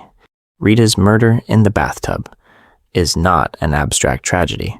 It is the direct consequence of Dexter choosing one last hunt over immediate protection. The code promises to shield innocence, yet the long-term effects of that choice prove that the code cannot account for collateral damage. On the opposite end stands Dokes, the one colleague who truly discovered the truth. He sees the blood slides, tracks Dexter to the Everglades, and confronts him as a killer. Dokes is not corrupted by Dexter. He is eliminated around him. Lila's explosion turns him into the Bay Harbor Butcher on paper, while Dexter walks away clean. The same logic consumes LaGuerta, whose insistence on connecting the Bay Harbor Butcher to Dexter ends with her framed as a desperate, vengeful superior, and then executed in a shipping container. Those who seek the truth are erased or rewritten. Then there are the loyalists, the ones who bend before they break. Debra's entire arc isn't the emotional temperature of the series. She moves from suspicion to horrified discovery to active protection, crossing every moral line to keep Dexter safe. Covering up LaGuerta's death, lying in reports, accepting the dark side as part of her brother's real self. Each compromise corrodes her until her final coma and death feel like the inevitable endpoint of exposure to this secret. Loving Dexter becomes a slow-motion self-destruction. Partners and protégés show a different form of contamination. Lumen, Hannah, even Miguel and Zach all step into Dexter's world under the promise of justice or shared urges. The code is presented as a structure, a way to kill without becoming a monster. But everyone who embraces it either dies, disappears, or is forced into exile. Hannah, fleeing with Harrison, living as a fugitive from Dexter's past, is just the survivable version of a pattern that usually ends on a table. Harrison completes the circle. In New Blood, the son raised in Dexter's shadow kills his own father, acting as judge, jury, and executioner for the man who taught him about darkness. Dexter's attempt to be both loving parent and secret predator turns paternal love into patricide. That is the tragic irony at the heart of this story. Dexter genuinely cares, yet his presence is the catalyst for devastation. In this world, the real horror is not only the plastic wrapped bodies, it is realizing that the person most trusted might be the one quietly rewriting or ending every life around them. And in the next section, how that horror plays out, one relationship at a time. In other words, Dexter shows what happens when danger does not look dangerous. It smiles, carries a baby, grills in the backyard, and brings donuts to the office. Dexter survives by being exactly what everyone around him needs: dependable coworker, gentle partner, loyal brother. That charm is not a bonus trait. It is the camouflage that lets the dark side keep hunting.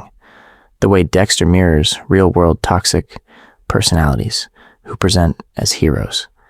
In Miami Metro, Dexter is the quiet genius who solves impossible blood patterns. To Rita, he is the safe, non-sexual boyfriend who will never hurt her. To Debra, he is the one stable presence in a chaotic life. The series keeps underlining that predators rarely arrive as obvious villains. They arrive as helpers, fixers, rescuers, people whose reliability becomes the reason no one questions the growing trail of damage around them. The show also dramatizes red flags that extend far beyond the context of serial killers. Dexter's secrecy is constant. Hidden slides, locked boxes, late-night work calls, and a boat that exists mostly for disappearing bodies. There is the double life, where the blood spatter analyst and the Bay Harbor Butcher occupy the same calendar. There are rationalizations, like the way Dexter tells himself that Harry's code makes every kill necessary, even when the pattern of harm clearly spreads to innocent victims, such as Rita and Dokes. Around one person, crisis keeps clustering, yet the group keeps explaining it away. That leads directly into self-deception. Characters like Debra and Rita feel the dissonance. Debra notices emotional distance, gaps in Dexter's stories, the way danger circles him. Rita senses that his calm is unnatural, that his past with Lila and his absences do not fully add up. But they need Dexter to be who they want him to be, the good man who makes their trauma bearable. So, they rewrite the evidence. Debra literally rewrites the law for him, covering up murders. Rita rewrites her intuition, framing Dexter's odd behavior as a harmless quirk rather than in the trajectory of her life. That self-deception are brutal. Loyalty and love become traps when they are used to justify staying close to someone who consistently leaves devastation behind. Debra's loyalty drags her into complicity, panic attacks, and finally, a hospital bed. Rita's belief in Dexter as protector ends with her in a bathtub, collateral in a war she never knew existed. The series keeps asking whether devotion can be noble when it is attached to a person whose presence multiplies harm. Taken together, Dexter functions as a cautionary tale about the cost of overlooking patterns in favor of comforting narratives. The show invites viewers to recognize that when secrecy, double lives, and recurring chaos all orbit one person, the story being told about them may be more dangerous than the truth. And in the next section, how each character pays for believing that story. Those comforting narratives do not just fool characters inside the show, they are carefully engineered to pull the audience in as well. From the cold opens to the final kill rooms, Dexter is constructed so that viewers feel closer to the predator than to his potential victims. The most important tool? Dexter's voiceover. From the pilot onward, the series gives continuous access to his inner monologue. We hear his jokes about blending in, his fear of being discovered, his quiet panic when the dark side threatens to break free. This intimacy is not offered to Debra, Rita, or Dokes. Dexter narrates his own experience for the audience, turning us into confidants who understand his urges, his code, and his justifications long before anyone else does. The result is powerful. Emotionally, the show positions the audience in the same privileged seat Harry once held. At the same time, the early seasons lean hard on a strategic framing of Dexter's kills. The camera lingers on rapists, child murderers, and sadists. Their crimes are described in graphic detail. The plastic, the knives, the blood slides are all contextualized as an extension of justice the courts failed to deliver. By focusing on bad guys as primary targets, the narrative sells Dexter as a necessary evil, a dark solution to a broken system. The collateral damage to his social circle, Rita's growing unease, Dokes' isolation, LaGuerta's suspicion, is present, but initially softened, pushed to the edges of the frame, a long con on the audience. As the series progresses, the perspective slowly shifts. Once viewers are fully invested in Dexter's internal logic, the show begins to emphasize the cost. Rita's murder by Trinity is in the tone of the series, revealing the long-term effects of Dexter's double life. Debra's PTSD, Lundy's death, LaGuerta's execution in the shipping container. Each new loss reframes earlier episodes, forcing a reconsideration of what that necessary evil has actually produced. Key Cold opens and hooks keep the alignment tight, even as the body count around Dexter rises. Episodes often open on his cleverness or vulnerability. Dexter improvising a cover story at Miami Metro, fumbling through fatherhood with Harrison, or wrestling with guilt in the aftermath of a kill. These sequences act as pattern interrupts. Just when the audience might focus on the danger he represents to friends, the show cuts to Dexter, problem-solving, suffering, or reflecting, reminding viewers of the inner struggle that first made him compelling. The brilliance of the structure is that it gradually makes the audience feel the same conflict that defines his closest relationships. Debra, Lumen, and Hannah all reach a point where the truth about his life is undeniable. Dexter kills, and the consequences radiate outward. Yet, like the audience, they hesitate to let him go. In the next section, how each character, once fully entangled in that conflict, pays with their sanity, their freedom, or their life. From Harry's first diagnosis of Dexter's killing, urges to Angela Bishop printing out those Iron Lake search records, everyone who truly discovered the truth ended up paying a price. Dexter tried to believe the code could contain the damage. The record of who knew proves that was an illusion. Harry, because he is ground zero. Harry discovered Dexter's darkness early, built the code, and trained him to kill only guilty victims.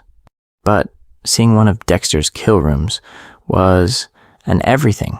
Harry's suicide is the ultimate verdict on his own experiment. The architect of the code becomes its first casualty. Brian Moser, the ice truck killer, recognizes Dexter instantly as a fellow predator. He embraces the dark side with no rules, tries to pull Dexter into a life of open murder, and dies on Dexter's table. Blood family, erased to preserve the code and Debra. Lila learns the truth, worships it, and turns Dexter's secret into chaos. She kills Dokes in the cabin explosion, nearly murders Rita and the kids, and is finally hunted down and killed by Dexter in Paris. Miguel Prado is brought inside as an ally, twists the code into a tool for power, and ends up wrapped in plastic as another failed partner. Lumen is different. She survives. She discovers Dexter's life as a killer while hunting the men who tortured her, joins him in killing her abusers, and then leaves once her need for revenge is spent.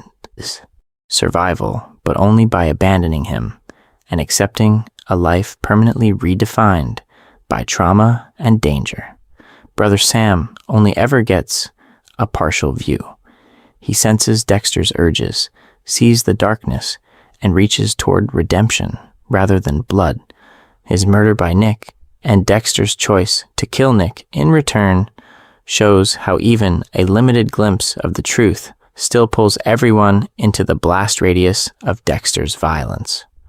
Debra, Lagerta, Dokes, Hannah, and Angela represent the institutional and intimate witnesses. Dokes discovers the blood slides, confronts Dexter, and is framed as the Bay Harbor Butcher after Lila kills him. LaGuerta follows the evidence, exposes the pattern, and is executed in that shipping container so Dexter and Debra can walk away. Debra learns everything, crosses line after line, and ends with moral collapse, PTSD, and a brain-dead body on Dexter's boat. Hannah survives, but only in exile, always running, raising Harrison under the shadow of Dexter's legacy. Angela survives too, but her life in Iron Lake is detonated by the truth. She frees Harrison and carries the knowledge that Dexter Morgan was a serial killer hiding in plain sight. The pattern is almost perfect. Full knowledge of Dexter's true nature leads to suicide, murder, framing, exile, or survival so scarred it barely looks like escape. In the next section, who paid the highest price and whether Dexter still reads as a hero once this ledger is totaled. So after laying out that pattern of suicide, murder, exile, and shattered survival, this brings everything to a single brutal question. Who actually paid the highest price for knowing Dexter Morgan? Dexter pulled people into the orbit of his dark side, and every one of the major candidates carries a different kind of wound. Rita loses her life and never even discovers the full truth, murdered by Trinity, because Dexter chose the hunt over his family. Debra loses everything more slowly: her career, her moral center, her belief in the law, and finally, her life on a hospital bed. After years of protecting a brother she discovers is a serial killer. Dokes dies violently, framed as the Bay Harbor Butcher, remembered as the monster Dexter actually was. LaGuerta is executed on a shipping container floor because she follows the evidence and refuses to abandon the truth. A direct challenge to the audience. When all of that is weighed, whose fate feels the most devastating? Is it Rita's oblivious innocence, Debra's conscious dissent, Dokes' righteous suspicion, LaGuerta's principled investigation, Harrison's patricide, or someone else entirely who discovered too much and paid in blood or trauma? This verdict also forces a second, deeper debate. How much of this is Dexter's responsibility, and how much belongs to Harry and the code? Harry's decision to channel rather than cure Dexter's urges was in not only Dexter's life, but the destinies of everyone who ever got close. Was Dexter an inevitable product of that training, or did he always have the choice to walk away from killing and simply never took it? When Debra pulls the trigger on LaGuerta, when Harrison is left with a father-shaped scar, are those just the long-term effects of Harry's experiment, or Dexter's own refusal to stop? It is also worth asking how perception shifted over time. Many viewers start by rooting for Dexter as a clever avenger, a killer of killers who seems to protect innocence. But after watching Rita in the bathtub, Debra in the hospital, Dokes in the cabin, LaGuerta at the docks, and Harrison in the snow, does Dexter still read as a hero, or as the central architect of everyone else's suffering? For comments, consider specific crossroads. Should Debra have turned Dexter in the moment she discovered the truth? Did Harrison do the right thing in New Blood by killing his father, ending a cycle that had already destroyed so many victims around him? Or was there another path that Dexter refused to take? Thoughtful responses will be read closely, and some of the sharpest analyses may be featured in future breakdowns as related characters and themes. Because the next step is not just tallying losses, but asking who, if anyone, can truly escape Dexter's shadow once they let him in. And that is the real question this channel is going to keep circling. Once someone lets a dark side into their life, is escape ever truly possible? Or does the countdown just get slower and quieter?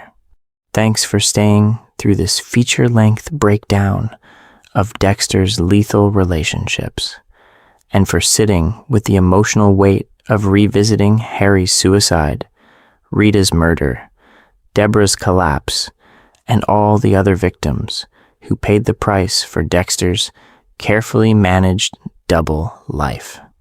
Dexter tried to convince himself that the code protected the innocent, but walking back through every discovery and every body shows how fragile that belief always was. Here, more morally gray characters built on that same illusion of control. Walter White turning family man into a cover for empire building. Joe from You wrapping stalking and murder in the language of romance. Anti-heroes whose urges, codes, and carefully crafted masks leave a quiet body count around them, long before the final episode. An ongoing series that tracks not only what these characters do, but the long-term effects of their choices on everyone who gets close. If analytical, documentary-style essays that mix plot recap with moral and psychological commentary are valuable, this is the place to stay locked in. Expect structured timelines of who discovered the truth and when, close readings of key scenes, and a focus on consequences rather than just shock. From Harry's decision to train a careful killer, to LaGuerta dying for following the evidence, to Debra's life being dismantled piece by piece, each breakdown will follow the same methodical approach. So, if more character autopsies like this are wanted, subscribing, hitting like, and turning on notifications is the best way to make sure none of the upcoming deep dives are missed. The plan is to move from Dexter's kill rooms to the meth labs of Albuquerque, the glass cages of New York and Los Angeles, and any other worlds where a charming protagonist quietly destroys everyone who believes in them. Before leaving Dexter's orbit, drop a final comment. Who is the most tragic Dexter-adjacent character? Is it Debra, whose loyalty became a death sentence? Rita, who never even discovered the truth before it killed her?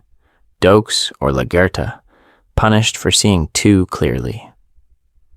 Thoughtful responses will help shape which relationships and themes get revisited, and suggestions for the next character autopsy, Walter White, Joe Goldberg, or someone else, will directly influence where this series goes next. Because the opening line of this video was not just a hook, it was a lens. If Dexter Morgan likes a person, that person should start planning their funeral. Going forward, this channel will keep asking how many beloved antiheroes carry the same curse, turning affection into collateral damage, and what that says about the stories audiences are drawn to and the darkness they are willing to excuse.